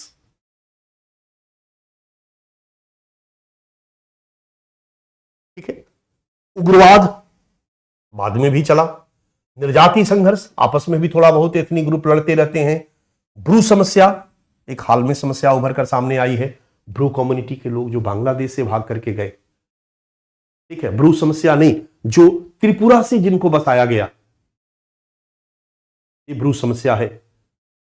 ये ब्रू समस्या त्रिपुरा की और मिजोरम से जुड़ी हुई समस्या है, जिसकी चर्चा मैंने उस क्लास में की है। ये भी एक यहां पर प्रॉब्लम है। चकमा शरणार्थी वाली भी प्रॉब्लम है, यहां पर भी, अरुणाचल प्रदेश में भी है। और सीमा सुरक्षा चुनौती यहां पर भी है, क्योंकि ये सीमा भी म्यांमार से लगी हुई है। ये है बच्चा नॉर्थ ईस्ट का आपका परिचय, एक छोटा सा। ठीक है, और इस नॉर्थ ईस्ट के परिचय के बाद हम फिर आ जाते हैं अपने टॉपिक पर, और हमारा टॉपिक है भारत म्यांमार सीमा सुरक्षा चुनौती एवं प्रबंधन। भारत म्यांमार सीमा सुरक्षा चुनौती एवं प्रबंधन। मोटे तौर पर मैंने आपको एक परिचय दे दिया। सबसे पहला काम, हम लोगों का पैटर्न यही है, सीमा का आकार और प्रकृति, और यहां पर मैंने आपको दे दिया है 1643 किलोमीटर लंबी सीमा है। यह सीमा का आकार है और प्रकृति जंगली सीमा है, पहाड़ी है और छिद्रिल सीमा है। पूरा का पूरा म्यांमार से लगा हुआ अराकान पर्वत श्रृंखला है, पहाड़ है, जंगल है, इन पहाड़ों पर खुली सीमा है, आसानी से इधर से उधर से इधर आया जा सकता है, जिसके चलते हमने शब्द दिया छिद्रिल सीमा। छिद्रिल सीमा यह है भारत म्यांमार सीमा का नेचर। और आपको दिमाग में बैठा दिया है मैंने कि सीमा कैसा होगा। पहाड़ कल्पना करो, पहाड़ है, जंगल है, कोई बाउंड्री नहीं है, कोई बाड़बंदी नहीं है, बस पिलर इंडिकेट किया गया है। पिलर समझते हो ना, खंभा,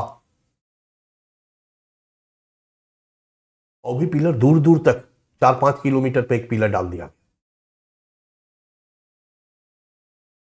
पिलर नंबर 79 से पिलर नंबर 81 के बीच, यानी 79, 80, 81, 10 किलोमीटर की दूरी है। तो आप समझ सकते हो कि एक पिलर के बीच का गैप 6-7 किलोमीटर है। तो एक मोटा मोटी सीमा बंदी की गई है, सीमा का निर्धारण किया गया। इसलिए इधर से उधर लोगों का जाने में कोई दिक्कत नहीं है, क्योंकि म्यांमार के साथ भारत के संबंध कोई झगड़ा झंझट वाला नहीं रहा। म्यांमार तो अपने से ही बेचारा जूझता रहा, इसलिए कोई बाड़बंदी की शुरुआत में जरूरत महसूस नहीं हुई। क्लियर है? अब हम आते हैं चुनौतियां पर। भारत म्यांमार सीमावर्ती क्षेत्र में सुरक्षा चुनौतियां एवं प्रबंधन। कुछ चुनौतियां कल से थी और कुछ चुनौतियां आज उभर कर सामने आई। ताजी चुनौतियां। सबसे जो बड़ी चुनौती है बच्चा, जो भारत म्यांमार सीमा या पूरे नॉर्थ ईस्ट में दिखाई देती है, नॉर्थ ईस्ट की अरुणाचल सीमा की भी मैं बात करता हूं, चीन के साथ जो लगी हुई सीमा, यहां के लोगों में एक लंबे समय तक वी इंडियन का भाव कमजोर रहा। और कहा जाता है कि जब तक राष्ट्रवाद कमजोर नहीं होगा, मजबूत नहीं होगा, तब तक किसी भी देश की एकता और अखंडता को सुनिश्चित नहीं किया जा सकता। नॉर्थ ईस्ट में कमजोर राष्ट्रवाद ये नॉर्थ ईस्ट की विशेषता थी। कारण जब हमारा देश आजाद हुआ तो नॉर्थ ईस्ट के लोग हमसे बिल्कुल शारीरिक रूप से अलग थे। अंग्रेजी शासन में थे तो चलेगा, म्यांमार भी अंग्रेजी शासन में, वो भी अंग्रेजी शासन में।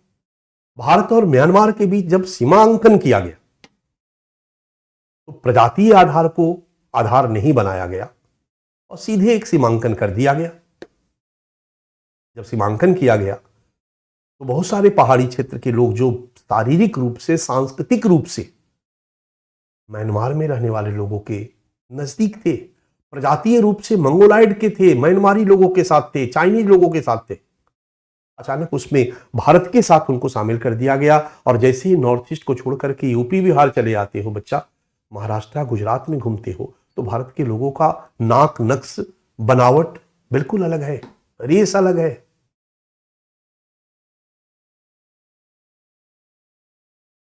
अब एक तो भारत में एथनिक डाइवर्सिटी है, भारत में कई प्रकार के एथनिक ग्रुप है, और दूसरा नॉर्थ ईस्ट के सीमा पर रहने वाले लोगों का पड़ोसी देशों के साथ एथनिक होमोजेनिटी है, हम कहें तो निर्जातीय समरूपता है, सिमिलरिटी है। अरुणाचल प्रदेश में रहने वाले लोगों का चीन के साथ सिमिलरिटी दिखाई देती है, मिजोरम में, नागालैंड में, मणिपुर में रहने वाले लोगों का म्यांमार के लोगों के साथ सिमिलरिटी दिखाई देती है। इसलिए वो मनोवैज्ञानिक रूप से वी इंडियन का भाव उनके अंदर मजबूत हो ही नहीं पाता। परिणामतः वी इंडियन यानी राष्ट्रवाद की भावना यहां कमजोर रही है, और यह म्यांमार सीमा की एक सबसे प्रमुख सुरक्षा चुनौती है। इसलिए पहली सुरक्षा चुनौती में मैंने इसी की चर्चा की, भारतीय निर्जातीय विविधता, भारत की विविधता वाली प्रकृति, भाषाई विविधता, सांस्कृतिक विविधता, निर्जातीय विविधता, और पड़ोसी देशों के साथ निर्जातीय समरूपता। हमारे नॉर्थ ईस्ट के लोगों का म्यांमार के साथ, चीन के साथ एक जो समरूपता है, परिणाम क्या हुआ? राष्ट्रवाद। हमारे इस सुरक्षा चुनौती से निपटने के लिए मैंने पहले भी कहा कि हमारी सरकार ने एसएसबी का गठन किया, जिसको सीमा सशस्त्र बल नाम दिया गया बाद में, और इसका काम ही दिया गया था नॉर्थ ईस्ट में राष्ट्रवाद की भावना को विकसित करना, उनको एहसास दिलाना, उनके भारत के साथ अटैचमेंट को बढ़ाना। उनकी आज़ादी के साथ ही कई ऐसे लोग थे जो भारत से अलग होने के लिए आंदोलन करना शुरू कर दिए थे। उसमें नागा एक प्रमुख था।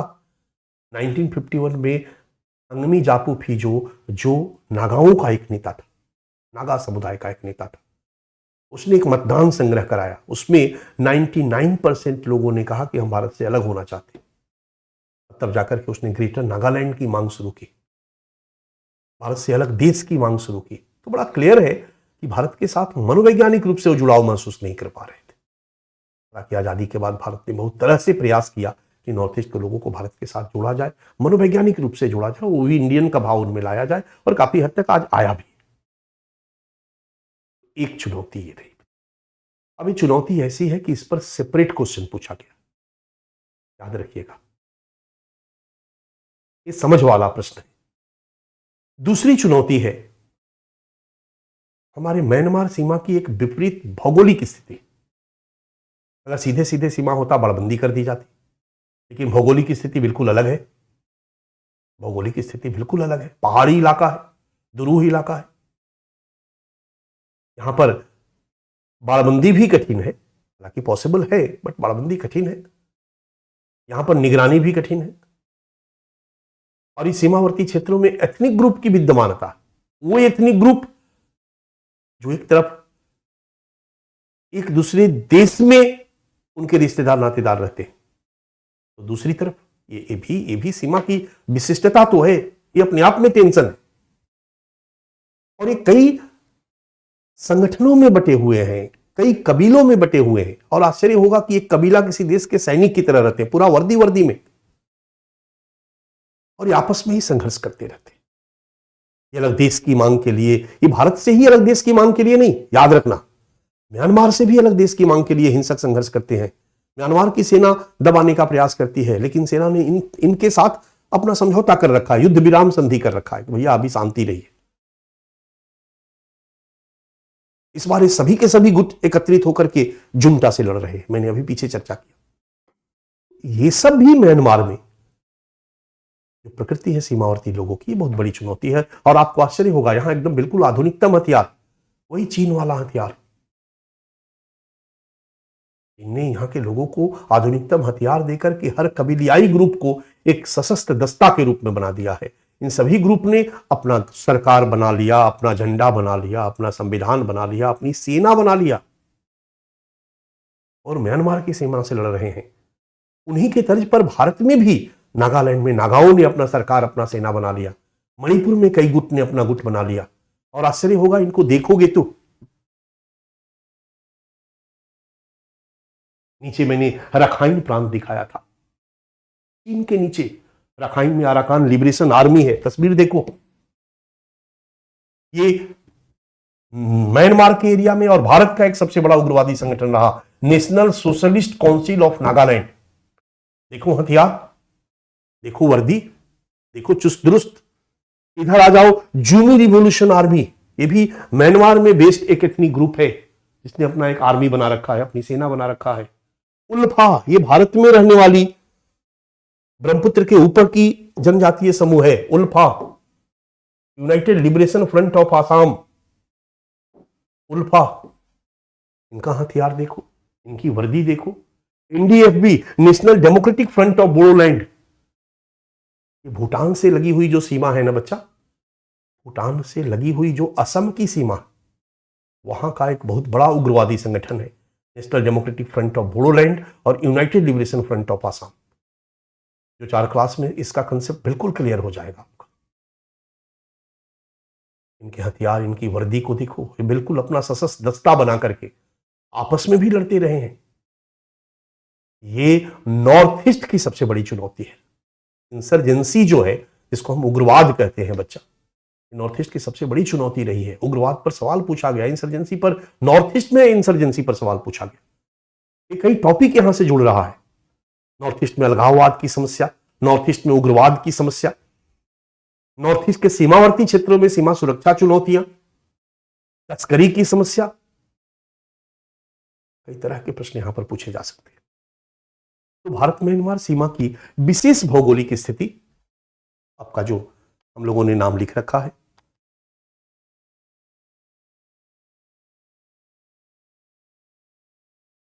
सुरक्षा चुनौती में हमने लिखा पड़ोसी देशों के साथ विजातीय समरूपता, राष्ट्रवाद कमजोर,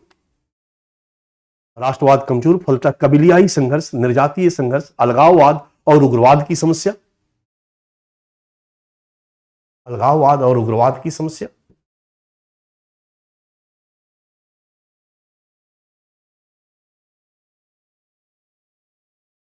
डन।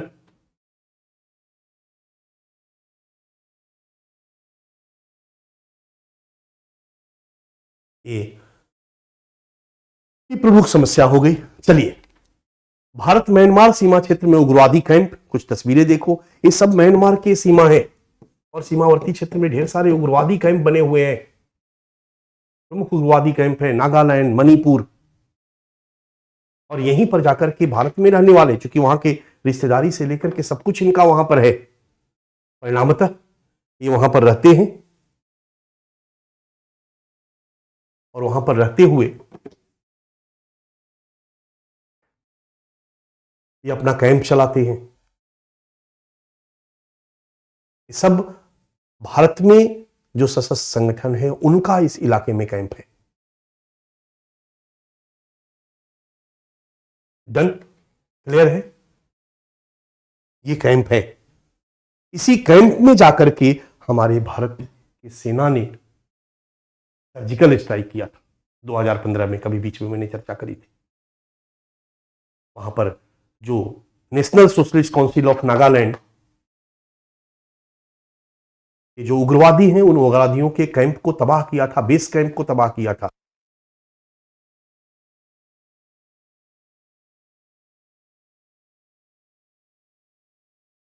इसमें नहीं तो मेरी आवाज आ रही है? बेस कैंप को तबाह किया था। डन। अब चलिए, मैंने वहां पर दे दिया है। 4 जून 2015 को मणिपुर के चांदेल में सेना पर उग्रवादी हमला किया गया था। ये लोग नॉर्थ ईस्ट के इलाके में उग्रवादी हमला करते हैं, ये ढेर सारे जो उग्रवादी समूह है, और म्यांमार में जाकर के छुप जाते हैं। और बड़ा क्लियर है कि म्यांमार से आने जाने में और छुपने में इनको कहीं कोई दिक्कत नहीं होती है। नातेदारी रिश्तेदारी से लेकर के वहां ढेर सारे इस तरह के सशस्त्र दस्ता है, और उसी सशस्त्र दस्ता में जाकर के छुपते हैं।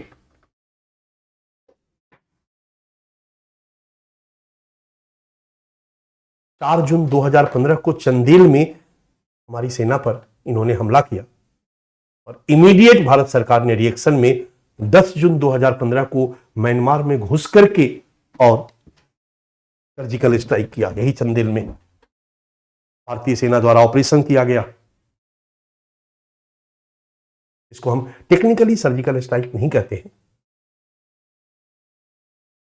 ऑपरेशन किया गया और वहां के बेस कैंप को खपलांग गुट के national socialist council of Nagaland के एक संगठन है, उग्रवादी संगठन है, भारत सरकार ने उनको उग्रवादी संगठन घोषित कर रखा है।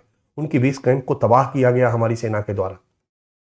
अब आप कहोगे कि भारत म्यांमार में घुस के गया था चुपके से या म्यांमार के साथ? तो म्यांमार के साथ, म्यांमार सरकार को इंफॉर्मेशन देकर के गया था, क्योंकि हमारे भारत और म्यांमार सरकार के बीच इस तरह का एक समझौता हुआ है कि अगर हमारे कोई अपराधी उनके यहां जाते हैं तो इस तरह की कार्रवाई हम कर सकते हैं। हमने किया और उनको मारा।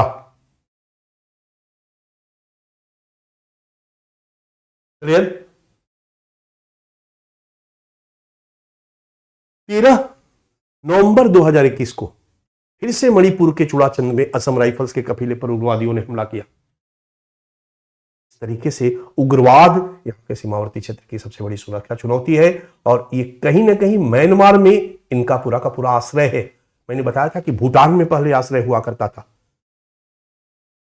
ऑपरेशन ऑल क्लियर जब शुरू किया गया भारत सरकार और भूटान आर्मी के साथ मिलकर के, भारत की सेना के साथ, वहां से लोगों ने अब सारे के सारे भाग करके वहां के उग्रवादी संगठन म्यांमार में अपना कैंप बना करके रह रहे हैं, और वहीं से पूरे के पूरे नॉर्थ ईस्ट के इन राज्यों में आकर के उग्रवादी गतिविधियों को अंजाम देते हैं और फिर जाकर के म्यांमार में अपने बेस में छुप जाते हैं। तीसरी जो सुरक्षा चुनौती है बच्चा, वो है अलगाववाद, उग्रवाद की सुरक्षा चुनौती की बात हमने चर्चा कर ही दी। पहली सुरक्षा चुनौती हम लोगों ने बताया भारत में राष्ट्रवाद की कमजोर। दूसरा सुरक्षा चुनौती हम लोगों ने बनाया भारत में म्यांमार सीमा पर उग्रवाद की समस्या। तीसरी चुनौती हम लोगों ने उग्रवादी हमले वगैरह की चर्चा की इसमें, और तीसरी चुनौती है हमारी तस्करी की समस्या। भारत म्यांमार सीमावर्ती क्षेत्र में तस्करी एक प्रमुख समस्या। अब तस्करी में किस चीज की तस्करी बच्चा? हथियारों की तस्करी। बिल्कुल, ये हथियारों की तस्करी में यहां हथियार तस्करों को मिलते कहां से है? ये हथियार चीन से लाते हैं। शुरू में पाकिस्तान से लाते थे, पाकिस्तान से नेपाल के ऊपर ऊपर, मैंने बताया था आपको सड़क, उसी मार्ग से तस्कर हथियार लेकर के म्यांमार चले जाते हैं और म्यांमार के रास्ते या तो नागालैंड, हालांकि नागालैंड के रास्ते ज्यादा नहीं आते हैं, बट नागालैंड के रास्ते भी आते हैं, मणिपुर के रास्ते भी आते हैं, मिजोरम के रास्ते भी आते हैं, बांग्लादेश के रास्ते भी आते हैं। मिजोरम से सीधे नीचे थोड़ा उतर जाते हैं म्यांमार में ही, रखाइन प्रांत जो बांग्लादेश से मिलता है, और वहां से बांग्लादेश में घुस जाते हैं स्थल मार्ग, और बांग्लादेश में घुस करके और फिर पश्चिम बंगाल वगैरह के इलाके से निकल जाते हैं और फिर इंडिया में हथियार पहुंचा देते हैं। मैंने दिखाया था कि नेपाल के रास्ते हथियारों की तस्करी होती रही है और इस इलाके से भी हथियारों की तस्करी होती रही है। तो हथियारों की तस्करी की समस्या। दूसरा, ड्रग्स की तस्करी की समस्या। अगर हम कहें तो नॉर्थ ईस्ट के सीमावर्ती क्षेत्र में ड्रग्स की तस्करी सबसे बड़ी समस्या। मणिपुर में एक जगह है मोरेह, आपके मैप में दिखाई दे रहा होगा, मोरेह। मोरेह एक जगह है बच्चा, और मोरेह गढ़ माना जाता है। मोरेह में ही इंडो म्यांमार फ्रेंडशिप गेट बना हुआ है और यही वो आधिकारिक रास्ता है जिस रास्ते भारत के लोग म्यांमार जाते हैं, म्यांमार के लोग भारत में आते हैं। 16 किलोमीटर तक आने जाने की छूट है बिना वीजा के, लेकिन जो बाकी क्षेत्र है वो भी तो खुला है, कौन पूछने वाला है। हमारे सीमावर्ती क्षेत्र में उतना ज्यादा पुलिस व्यवस्था नहीं रही है, आराम से चले जाते हैं, रिश्तेदारी में घूम के 2-4 दिन में चले जाते हैं। बट मोरेह एक वो जगह है जहां पर ड्रग्स की तस्करी होती है और नॉर्थ ईस्ट में ढेर सारे उग्रवादी संगठन हैं। असम में फैले हुए उग्रवादी संगठन में National democratic front of Bodoland, ULFA United liberation front of Assam, इनका उपस्थिति असम में, ब्रह्मपुत्र नदी के उत्तर में, मेघालय के उत्तर में। इधर असम से सटे हुए जो पश्चिम बंगाल इलाका है वो कामतापुर लिबरेशन ऑर्गेनाइजेशन, ये भी एक मजबूत उग्रवादी संगठन है। नागालैंड में National democratic front of Bodoland, इसके कई गुट रहे हैं, अपलांग गुट रहे हैं, इसाक मुइवा गुट रहा है।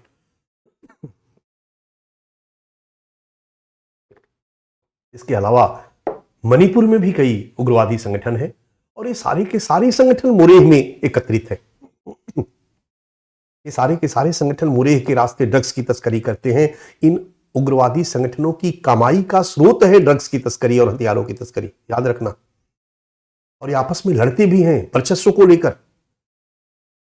जैसे पहले हमारे यहां ठेकेदारी के वर्चस्व को लेकर के बड़े बड़े बाहुबली लड़ा करते थे, उस तरीके से ये लोग ड्रग्स की तस्करी में अपने वर्चस्व को लेकर के आपस में लड़ते रहते।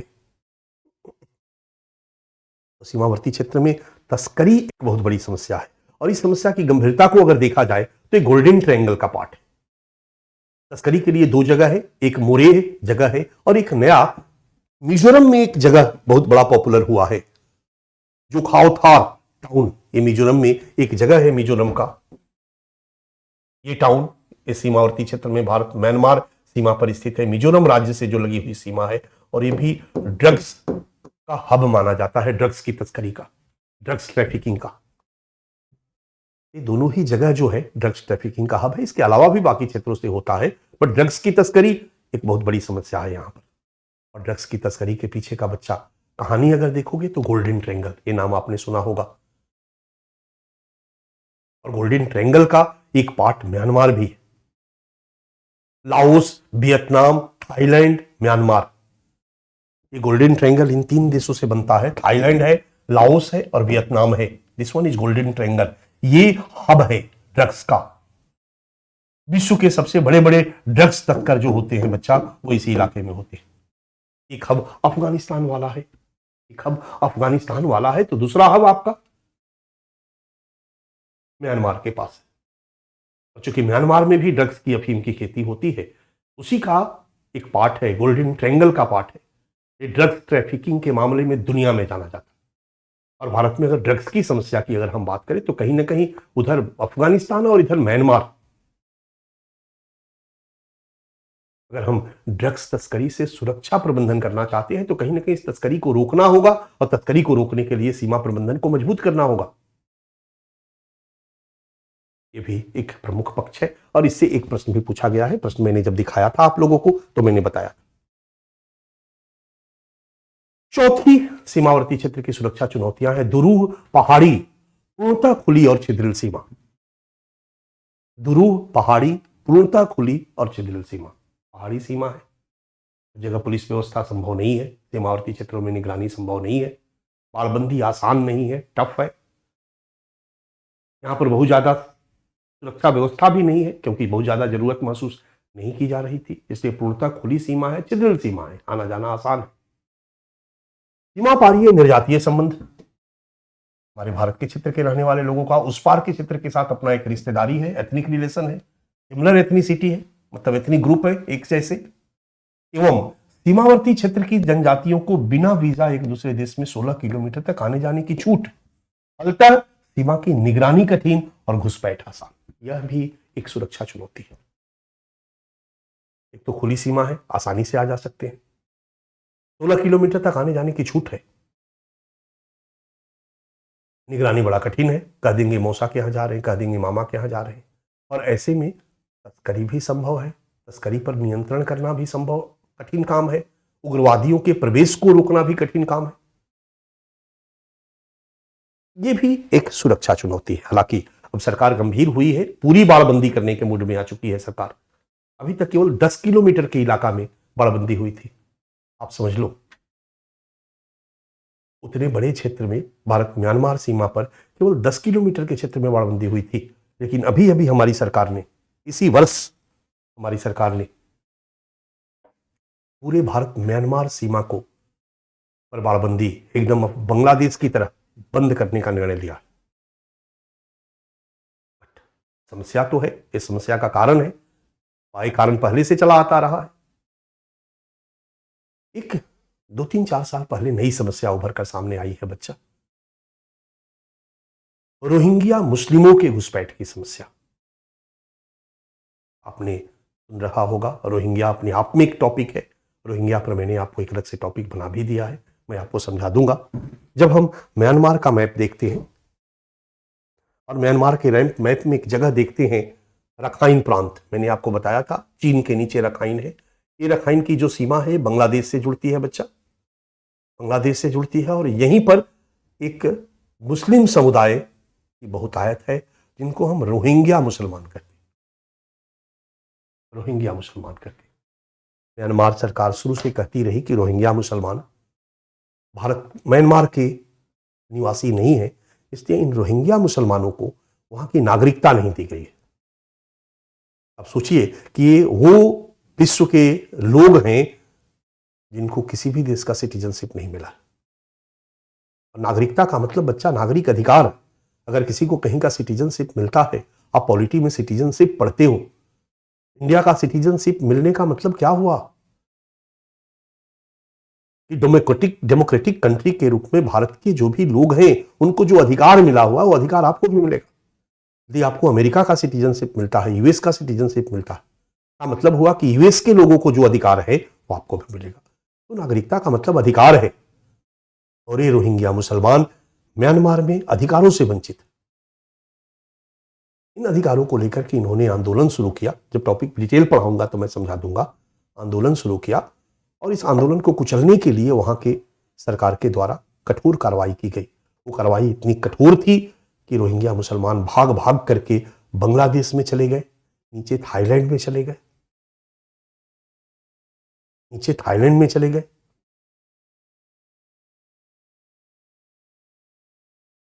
और मिजोरम के रास्ते, मणिपुर के रास्ते भारत में भी प्रवेश किए। भारत में प्रवेश के लिए उनके 2-3 रास्ते थे। एक नॉर्थ ईस्ट का रास्ता, मिजोरम मणिपुर के रास्ते भारत में घुस गए ये शरणार्थी, और दूसरा बांग्लादेश में घुसे और फिर बांग्लादेश से पश्चिम बंगाल की सीमा पर आकर और भारत में घुस गए। और वहां पर लोग बैठे हुए हैं, भारत में घुसना है, चलिए 20,000 जमा कीजिए, 20,000 में मेरी जिम्मेदारी है, भारत में मैं आपको घुसा दूंगा, 10,000 और दीजिएगा तो आधार कार्ड भी भारत का बनवा दूंगा। सोचिए, इस तरह के रैकेट सक्रिय हैं जो वहां के लोगों को भारत में प्रवेश कराते हैं, उनका आधार कार्ड वो सब कुछ बनवा देते हैं, और धीरे धीरे वो भारत के ही वासी बन जाते, मिक्स हो जाते। ज्यादातर ये कश्मीर में जाकर के रह रहे हैं। सुप्रीम कोर्ट ने इनको भारत से भगाने का निर्देश दिया। रोहिंग्या प्रॉब्लम पर पढ़ेंगे तो समझ में आएगा हम लोगों को। रोहिंग्या मुस्लिमों के घुसपैठ की समस्या। अब आप कहोगे कि सर रोहिंग्या मुसलमानों के घुसपैठ से हमारी को क्या समस्या है? क्योंकि जब रोहिंग्या मुस्लिमों पर अत्याचार हुआ तो इन्होंने भी अपना हथियारबंद दस्ता बना लिया। रोहिंग्या मुस्लिमों पर म्यांमार की सेना ने जब अत्याचार किया तो इन्होंने अपना हथियारबंद दस्ता बना लिया। अराकान रोहिंग्या साल्वेशन आर्मी, क्योंकि रखाइन प्रांत में ही है अराकान, ARSA, और ये मुस्लिमों के इस हथियारबंद दस्ता, जिसको आतंकी संगठन कह सकते हो, वो ISI का समर्थन है, चीन का समर्थन है। देखो कहानी, ISI से फंडिंग होती है, पाकिस्तान फंडिंग करता है। अगर पाकिस्तान समर्थित आतंकी संगठन हमारे म्यांमार सीमा पर अवस्थित है तो मुझे नहीं समझाने की जरूरत है कि हमारे लिए क्या सुरक्षा चुनौती हो सकती है। Arakan Rohingya Salvation Army, ISI और चीन का समर्थन। अब कुछ क्लियर हो रहा होगा कि इनके कारण हमारे पास क्या सुरक्षा चुनौती है। ये मुस्लिम है तो कई इस्लामिक कंट्री जो है इनके साथ में खड़ा हो गया, सऊदी अरबिया का समर्थन हो गया, फंडिंग आने लगा, कई इस्लामिक फंडामेंटलिस्ट टेररिस्ट ऑर्गेनाइजेशन के साथ इनके संपर्क हो गए। उन्होंने कहा कि एक संगठन बनाओ, हथियारबंद, आतंक फैलाओ। सब रिपोर्ट है। दिसंबर 2016 में म्यांमार के राखीन प्रांत में रोहिंग्या मुसलमानों द्वारा समर्थित एक नए आतंकी संगठन का उद्भव होता है, हराका अल याकीन। और इस हराका अल याकीन को पाकिस्तान और सऊदी अरब द्वारा समर्थन दिया जाता है। लश्कर तैयबा और इंडियन मुजाहिदीन से भी इनके संबंध पाए गए। हमारी इंटेलिजेंस ब्यूरो की रिपोर्ट है, IB की रिपोर्ट है। IB की रिपोर्ट आप ही को मिलेगी। आप गृह मंत्री हो, रक्षा मंत्री हो, तो निश्चित रूप से आपको चिंतित होना जरूरी है, क्योंकि आपके इस साइड में भी चीन तो घुस ही रहा है। इस्लामिक फंडामेंटलिज्म आधारित टेररिस्ट ऑर्गेनाइजेशन भी जो भारत को परेशान करना चाहते हैं, आपके इस सीमा पर विद्यमान है। तो सीमा को रोकना जरूरी है, क्योंकि अगर नहीं रोका जाएगा तो ये टेररिस्ट भारत में प्रवेश करेंगे, और भारत में प्रवेश करेंगे तो भारत के लिए प्रॉब्लम क्रिएट करेंगे। ये रोहिंग्या वाली प्रॉब्लम बच्चा एक सुरक्षा चुनौती। एक और सुरक्षा चुनौती जो हर जगह हम लोगों ने देखा, पाकिस्तान में देखा, नेपाल में देखा, भूटान में देखा, म्यांमार में भी है, चीन की म्यांमार में उपस्थिति। चीन की म्यांमार में उपस्थिति। चीन बहुत तेजी से म्यांमार में आता जा रहा, अपना प्रभाव बढ़ाता जा रहा है। इसे भी थोड़ी सी चर्चा हमने करी है। चीन म्यांमार में इंफ्रास्ट्रक्चर डेवलप कर रहा है, सरकार से समझौता करके BRI का पार्ट बनाने के चक्कर में है, ढेर सारे सड़क निर्माण में लगा हुआ है। और अगर हमारे चारों तरफ बाउंड्री पे अगर चीन ने अपना इंफ्रास्ट्रक्चर डेवलपमेंट कर लिया तो हमारे लिए सुरक्षा चुनौती है। चीन ने यहां पर अपना बंदरगाह बना लिया है बच्चा। चीन ने ये अंडमान निकोबार द्वीप समूह है, दिस वन अंडमान और दिस वन निकोबार द्वीप समूह, अंडमान निकोबार द्वीप समूह। और यहां से दूरी पर थोड़ा सा एक और द्वीप है, कोको द्वीप, जो म्यांमार से सटता है, और कोको द्वीप को यहां पर चीन ने अपना बंदरगाह सैन्य बेस बनाया है, देखते जाओ। और कोको द्वीप पर अपना एक छोटा सैन्य बेस, जिसको हम लिसनिंग स्टेशन कहते हैं, बना लिया है। म्यांमार के इस कोको द्वीप को चाइना ने किराए पर ले रखा है, लीज पर ले रखा है, यहां पर अपना सैन्य बेस बनाया। म्यांमार सरकार ने जब दिया होगा तो तभी दिया होगा जब चीन के साथ म्यांमार के संबंध अच्छे होंगे। यहां पर अपना सैन्य बेस बना लिया। अब मिसाइल इधर छोड़ेगा तो हमारे रेंज में क्या क्या इसके आएगा। आप रक्षा मंत्री हो तो आपको तो टेंशन होगा। हमारे ऊपर निगरानी रख सकता है, हमारे ऊपर युद्ध के समय में हमारे लिए खतरा उत्पन्न कर सकता है। चीन की म्यांमार में उपस्थिति तेजी से, बंदरगाह ही नहीं बना रहा, सड़क बना रहा, आदि आदि कई म्यांमार के प्रमुख बंदरगाह पर चीन की उपस्थिति। इंगेई नेवल बेस, मैंने अभी बताया आपको, चीन ने यहां पर अपना नेवल बेस बनाया है, जल सेना का बेस बनाया है। कोको द्वीप से लेकर म्यांमार के बंदरगाह और स्थलीय क्षेत्रों में चीन की गतिविधियों में वृद्धि। This one is Coco Island, जो अभी अभी मैंने बताया। गतिविधियां बढ़ी है चीन की। 19 जुलाई 2018 को सीमेक परियोजना प्रारंभ, ये चाइना है, और चाइना से एक BRI के तहत रोड प्रोजेक्ट शुरू हो रहा है, जो यहां पर आकर के और यहां से यहां आ रहा है। और इसका टारगेट है कि यहां हमारे भारत के सीमावर्ती क्षेत्रों में जाए, क्योंकि यहां पर विद्रोही सब है, पहाड़ी इलाका है। बट इस प्रोजेक्ट को और बढ़ाने के लिए प्रयासरत है। कैसे प्रयासरत है? क्योंकि आपको ध्यान में रखना होगा कि म्यांमार का चीन के साथ संबंध कैसा हो रहा है, म्यांमार का चीन के साथ किस तरह के समझौते हो रहे हैं, रक्षा समझौता क्या हो रहा है, इंफ्रास्ट्रक्चर डेवलपमेंट पर क्या समझौता हो रहा है, उसका हमारे सुरक्षा पर क्या, वो हमारे लिए किस तरह के सिक्योरिटी थ्रेट्स उत्पन्न कर सकता है। अप्रैल 2019 में चीन द्वारा म्यांमार के साथ सीमेक के तहत सहयोग बढ़ाने हेतु 3 MOA पर हस्ताक्षर किया गया। ये केवल सड़क लाइन नहीं है, सड़क लाइन है, रेलवे लाइन है, पाइप लाइन है, गैस पाइप लाइन है, ये हर तरह का प्रोजेक्ट है। CMEC, China Myanmar economic corridor, China Myanmar economic corridor. 16 दिसंबर 2022 चीन द्वारा भारत से सटे म्यांमार सीमा के पास, अब आ गया भारत से सटे, पहले तो सटा हुआ नहीं था, दूर था, भारत से सटे म्यांमार सीमा पर चीन ने एक CMEC, China Myanmar economic corridor, I repeat, China Myanmar economic corridor plus initiative. वो तो पहले से चल रहा था सीमेक, अब सीमेक प्लस आ गया। चीन द्वारा भारत से सटे म्यांमार सीमा पर के पास सीमेक प्लस इनिशिएटिव के तहत म्यांमार के साथ एक मेगा इंफ्रास्ट्रक्चर प्रोजेक्ट शुरू करने पर सहमति दी है, समझौता किया है। हालांकि ये दिसंबर 2022 की बात है और इस समय गृह युद्ध से चल रहा है, इसलिए इसको अभी व्यवहार में धरातल पर उतारा नहीं जा सका है बच्चा, बट ये हमारे लिए तो कान खड़ी करने वाली चीज है। क्योंकि उत्तर में किस तरह से घेराबंदी हो रही है,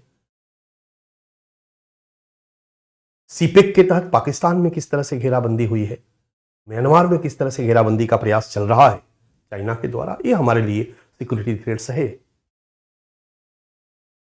ठीक है, एक और घटना घटित हुई हाल में, वो घटना भी हमारे लिए सिक्योरिटी थ्रेट्स है, इस पे चर्चा मैंने हल्का सा पीछे किया था, और वो चर्चा था फरवरी 2021 में म्यांमार में तख्ता पलट और गृह युद्ध।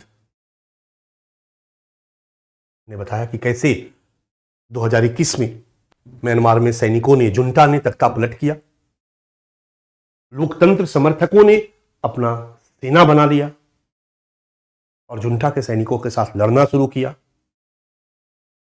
लोकतंत्र समर्थकों की सेना के साथ वहां के जो एथनिक ग्रुप है, उनके सशस्त्र सैनिक बल भी आकर के जुड़ गए। ये लोग मिलकर के जुंटा के सैनिकों से लड़ रहे हैं और वहां पूरी तरह से गृह युद्ध की स्थिति उत्पन्न हो गई है और लगातार हर क्षेत्र पर ये कब्जा करते जा रहे हैं। जुंटा के सैनिकों का हाथ छूटता जा रहा।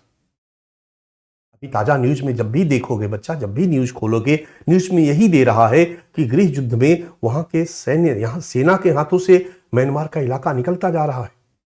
जो विद्रोही गुट है वो हर क्षेत्र पर अपना कब्जा जमाता जा रहा है। अब ये जो गृह युद्ध है हमारे लिए कई तरह की सुरक्षा चुनौती उत्पन्न कर रही है, क्योंकि गृह युद्ध में सेना जहां पर भी उसको कुचलने का प्रयास करती है, तो सफरर कौन होता है? हथियारबंद लिए हुए दस्ता नहीं बच्चा, सफरर होता है आम आदमी। आम आदमी भाग के शरणार्थी के रूप में भारत में आ रहे हैं। 21 के बाद से जब गृह युद्ध बढ़ा है तो शरणार्थियों की संख्या, भाग भाग करके आने वालों की संख्या हमारे लिए बढ़ गई। ये हमारे लिए एक नई मुसीबत बनकर के आ रही है। हमारे सीमावर्ती क्षेत्रों में अलगाववाद और उग्रवाद की समस्या बढ़ने की संभावना बढ़ गई है।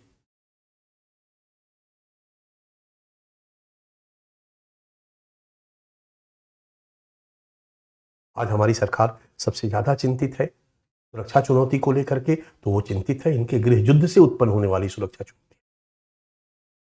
इनके गृह युद्ध से उत्पन्न होने वाली सुरक्षा चुनौतियां। यहां पर तो एक एलायंस बना लिया, एक एलायंस काफी पॉपुलर एलायंस हुआ है जिसको हम थ्री ब्रदरहुड एलायंस के नाम से जानते हैं। ये भी जुंटा के साथ लड़ रहा है और इसको कहा जाता है कि चीन का समर्थन है। चीन ने कहा है कि तुम लोग हमारे इंफ्रास्ट्रक्चर को डिस्टर्ब नहीं करोगे, हमारे रोड परियोजना को डिस्टर्ब नहीं करोगे, हमारा जो पुल बन रहा है, हमारा जो जो भी इंफ्रास्ट्रक्चर का काम हो रहा है, रेलवे पाइपलाइन बिछाई जा रही है, रेलवे लाइन बिछाई जा रही है, उसको तोड़फोड़ नहीं करोगे, आप बचाओगे। जब चीन समर्थित अगर कोई सैन्य संगठन वहां पर है तो निश्चित रूप से वो भारत के लिए नुकसान पहुंचाएगा। थ्री ब्रदरहुड एलायंस तथा People's Defence Force, Three Brotherhood Alliance जो है वो 3 एथनिक ग्रुप का एलायंस है बच्चा, जिसमें एक अराकान आर्मी भी है। 2 एथनिक ग्रुप शान से है, शान का इलाका मैंने दिखाया था, जो चीन से की सीमा से लगी हुई जो प्रांत है शान, शान में 2 अल्पसंख्यक समुदाय है, 2 एथनिक ग्रुप है, उनके 2 सैन्य दस्ता। और रखाइन प्रांत में नीचे है जो रखाइन प्रांत जो बांग्लादेश की सीमा से टच करता है, यहां पर अराकान जो आर्मी है, ये तीनों लोग, तीनों का झंडा है, ये तीनों लोगों ने एक गठबंधन बनाया, इसको थ्री ब्रदरहुड अलायंस, और तीनों ही गठबंधन को कहा जाता है कि जिनका समर्थन है। और वहां के लोकतंत्र समर्थकों ने जो अपना सैन्य संगठन बनाया, जो लोकतंत्र की मांग को लेकर के लड़ रहे हैं, उन्होंने इस बार, कहा जा रहा है कि सेना परेशान इसलिए है कि सेना समझ रही थी कि तख्ता पलट करके सेना का शासन हम लागू कर देंगे तो लोकतंत्र विरोधी प्रदर्शन करेंगे। इस बार लोकतंत्र विरोधियों ने केवल प्रदर्शन नहीं किया, लोकतंत्र विरोधियों ने अपना सैन्य दस्ता बना करके युद्ध लड़ना शुरू किया सैनिकों के साथ। ये आज जुंटा के लिए सबसे बड़ी चुनौती बनी हुई है। और उनके साथ एथनिक ग्रुप भी मिल गए, संगठन भी मिल गए। तो अलायंस एथनिक संगठनों का है और पीपुल्स डिफेंस फोर्स उसका नाम है, जो लोकतंत्र समर्थकों ने अपना सैनिक बनाया। और पीपुल्स डिफेंस फोर्स के घटक के रूप में कई जो एथनिक संगठन ग्रुप है जो बहुत पहले से बना हुआ है, सशस्त्र दस्ता, वो इनके साथ मिलकर के लड़ रहा है जुंटा के साथ संघर्ष। अब इसका रिजल्ट है कि शरणार्थियों का भारत में प्रवेश तीव्र, भारत में शरणार्थियों का आगमन बहुत तेजी से बढ़ा है। फलतः सीमावर्ती राज्यों में संघर्ष की स्थिति उत्पन्न हो गई है। जो लोकल लोग हैं विरोध करेंगे कि भाई ये बर्डन हमारे ऊपर आ रहा है। अब विरोध भी 2 तरह का हो रहा है। मान लो, अगर ध्यान से मेरी बातों को सुनना, मान लो अगर मणिपुर में कोई आता है और मणिपुर में वो कुकी समुदाय से जुड़ा हुआ है, मणिपुर के सीमा में, मणिपुर से सटे हुए म्यांमार में कुकी समुदाय के लोग हैं, तो कुकी समुदाय के लोग चाहेंगे कि आ जाओ भाई, तुम मुसीबत में हो, हम तुम्हारी मदद करेंगे।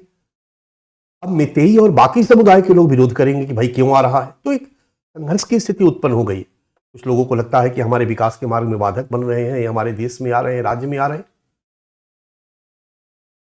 ये एक नए प्रकार का संघर्ष उभर कर सामने आया है बच्चा। 2023 में, केवल 2023 में, एक साल में भारत म्यांमार बॉर्डर के 4 राज्यों में 44,000 शरणार्थियों का प्रवेश, हिंदू की रिपोर्ट है, 44,000 शरणार्थियों का प्रवेश हुआ है केवल एक साल में बच्चा, इन 4 राज्यों में।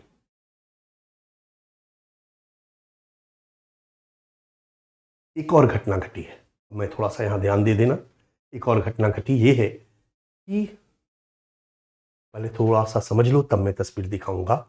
चिकन नेक ध्यान में है? चिकन नेक हमारे लिए काफी संवेदनशील हो गया और हमारी सरकार ये भी सोच रही है कि कल के डेट में युद्ध की स्थिति उत्पन्न हो जाती है और by the way chicken neck पर कब्जा हो जाता है, नॉर्थ ईस्ट हमारे हाथ से निकल जाता है। तो नॉर्थ ईस्ट के साथ संपर्क का कोई एक और मार्ग होना चाहिए। पहला पॉइंट। नॉर्थ ईस्ट के साथ भारत के संपर्क का एक अन्य वैकल्पिक मार्ग विद्यमान होना चाहिए। इसी बात को ध्यान में रखते हुए म्यांमार के साथ हमने एक समझौता किया, और म्यांमार में जो भारत की सीमा से लगी हुई नीचे जस्ट बांग्लादेश के पास चटगांव, बांग्लादेश का जो इलाका है जो म्यांमार से लगा हुआ होता है वो चटगांव कहा जाता है, चटगांव प्रांत है बांग्लादेश का। वहां पर म्यांमार साइड में एक सिटवे बंदरगाह, ठीक है। अब हमारी योजना हुई कि मिजोरम से सिटवे तक, मिजोरम से सड़क बनेगा, मिजोरम से सड़क बनेगा सिटवे तक। ये देखो मिजोरम अचवाल, यहां से सड़क मार्ग, यहां से सड़क मार्ग यहां से घुस गया म्यांमार में। 87 किलोमीटर इंडिया के अंदर रहा, 49 किलोमीटर म्यांमार में रहा, ठीक है। और म्यांमार में ये आ गया सिटवे तक, ठीक है। और फिर सिटवे से समुद्री मार्ग 539 किलोमीटर का समुद्री मार्ग कलकत्ता। यह एक वैकल्पिक मार्ग है, यह एक वैकल्पिक मार्ग है। इसको नाम दिया गया Kaladan multi modal transit transport project. अब चिकन नेक पर कब्जा होगा, युद्ध की, ये सब हमारे परोक्ष उद्देश्य हैं, छुपे हुए उद्देश्य। प्रत्यक्ष क्या है कि ये हमारा एक व्यापारिक मार्ग होगा, ये हमारा एक परिवहन का मार्ग होगा। इसको रखा गया नाम Kaladan multi modal transit transport project. इसमें कुछ सड़क मार्ग, स्थल मार्ग और कुछ समुद्री मार्ग। इससे हम व्यापार को बढ़ावा देंगे, इसी से अब व्यापार आएगा जाएगा। अगर इस रास्ते व्यापार आने लगे तो मिजोरम से जो माल चिकेनिक होते हुए कलकत्ता आता है, सोचो कितना दूरी तय करना होता है, वो बड़ा आसानी से सिटवे चला जाएगा और सिटवे से कलकत्ता चला जाएगा, समय भी कम लगेगा और एक वैकल्पिक मार्ग हमारा तैयार। हमारी सरकार तेजी से इस पर काम कर रही है बच्चा, इस सड़क को बनाने के लिए। हालांकि उभड़ खाबड़ जमीन और जो इलाका है वो इतना दुरूह है कि बनाने में थोड़ा ऑलरेडी टाइम लगा। हमने जो टारगेट दिया था वो टारगेट पूरा नहीं हो पाया। बट इसी बीच एक और घटना घट गई 2023 नवंबर में, 3 महीना पहले। इसी सड़क पर जो हमारा मार्ग बन रहा है, यहां एक नदी है बच्चा, और यहीं पर एक जगह है पलेटवा। ये देखो, दिस वन इज पलेटवा, ओके। ये पलेटवा, ये जो है, और पलेटवा पर अराकान आर्मी ने कब्जा कर लिया पूरा शहर पर। अभी चूंकि गृह युद्ध चल रहा है, हर विद्रोही गुट किसी न किसी शहर पर कब्जा जमाने में लगा हुआ है। हमारा समझौता म्यांमार सरकार से है। म्यांमार सरकार को रिप्रेजेंट कौन कर रही है? जुंटा। गृह युद्ध की स्थिति है और इस शहर पर, जिसको हम पलेटवा शहर कहते हैं, उस पर अराकान आर्मी ने कब्जा कर लिया। अब ये हमारे लिए एक तनाव है कि अगर ऐसी स्थिति है, और ऑलरेडी पहले भी अराकान आर्मी इस प्रोजेक्ट का विरोध करती रही है, और अराकान आर्मी 3 ब्रदरहुड अलायंस का पार्ट है, जिसको चीन का समर्थन है, तो चीन चाहेगा क्या कि हमारा प्रोजेक्ट सफल हो? वो तो अराकान आर्मी को कहेगा कि तोड़ दो, ध्वस्त कर दो, बंद करा दो इस प्रोजेक्ट को। पलेटवा पर कब्जा हमारे लिए एक तनाव का विषय बना हुआ है। नवंबर 2023 में अराकान आर्मी द्वारा पलेटवा पर कब्जा, फलतः Kaladan multi transit transport project को नुकसान की संभावना, ठीक है। और यहीं पर मैंने इसको क्लियर कर दिया तीसरे पॉइंट में कि चीन द्वारा 3 ब्रदरहुड अलायंस को समर्थन, फलतः भारतीय परियोजनाओं को नुकसान की संभावना। क्योंकि ये 3 ब्रदरहुड अलायंस जो है, ये आश्वासन दिया है चीन को कि हम आपके परियोजनाओं को नुकसान नहीं पहुंचाएंगे, आप हथियार वगैरह से हमारी मदद करते रहिए। चीन हथियार वगैरह से मदद उनका कर रहा है, और ऐसे में वो हमारे परियोजनाओं को नुकसान पहुंचाएगा क्योंकि चीन के इशारे पर काम करेगा वो। यह एक समस्या है बच्चा। अभी हाल की एक घटना है को मैंने यहां संदर्भित किया है, काफी चर्चा में है हमारे अखबारों में। 4 जनवरी 2024 को चीन समर्थित 3 ब्रदरहुड अलायंस द्वारा, अभी 4 जनवरी 2 महीने की बात है, शान प्रांत आपके दिमाग में होगा, चाइना से सटा हुआ म्यांमार के उत्तरी पूर्वी इलाके में शान प्रांत के एक शहर है लाओकाइंग। लाओकाइंग शहर, यहां पर एक अल्पसंख्यक गुट रहता है और इसी अल्पसंख्यक जो समुदाय है, एथनिक ग्रुप है, ये एथनिक ग्रुप का जो सशस्त्र सेना है वो थ्री ब्रदरहुड का एक पार्ट है, थ्री ब्रदरहुड अलायंस का। इन लोगों ने इस पर कब्जा कर लिया, नियंत्रण कर लिया। इस तरीके से चाइना की उपस्थिति हमारे लिए चिंता का विषय है और कहीं ना कहीं इस संघर्ष क्षेत्र से जुड़ा हुआ है। ये है आज के डेट में भारत म्यांमार सीमा सुरक्षा पर चुनौतियां एवं प्रबंधन। चुनौतियां हम लोगों ने डिस्कस कर लिया बच्चा, कल हम लोग प्रबंधन पे आ जाएंगे। मेरे ख्याल से हम लोगों के पास टाइम पूरा हो गया है। हम लोग देखेंगे कि भारत म्यांमार सीमा सुरक्षा चुनौतियां का भारत सरकार कैसे मैनेजमेंट कर रहा, कैसे प्रबंधन कर रहा है। और कल हम प्रबंधन बताने के बाद कल ही हम भारत बांग्लादेश सीमा सुरक्षा चुनौतियां भी शुरू कर देंगे। डन? क्योंकि यहां पर बहुत ज्यादा समय नहीं लग रहा है और कुछ कुछ टॉपिक अलग है। बांग्लादेश सुरक्षा चुनौतियां पढ़ेंगे तो रोहिंग्या प्रॉब्लम, कुछ कुछ टॉपिक अलग से सेपरेट बना के मैं पढ़ा दूंगा, इस तरीके से कि फिर आपका कमांड रहे, आपको चिंता करने की जरूरत नहीं होगी। जब आपने आईएएस के लक्ष्य को लक्षित कर लिया है बच्चा, तो पूरी जी जान के साथ आप लग जाओ।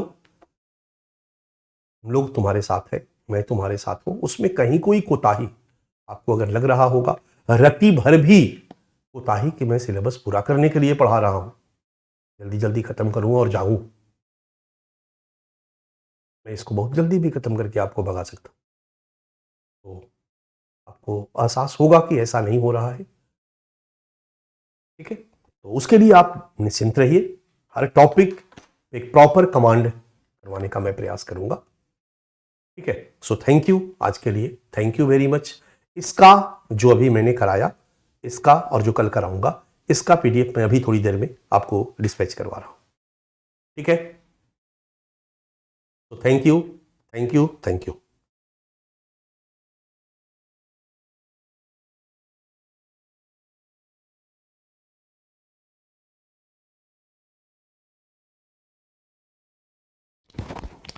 और बच्चा, जो आपको वीडियो कोर्स मिलेगा ना, मैं निवेदन करूंगा कि एकदम पागलों की तरह, कहीं ना कहीं पागलों की तरह आपको लगना होगा। वो क्लास आप एक क्लास, दो क्लास करके आइएगा। अगर जल्दी मिल जाता है दो क्लास तो कोशिश कीजिए कि आज कल में वो सारे के सारे क्लास कंप्लीट कर लीजिएगा। ठीक है, थैंक यू।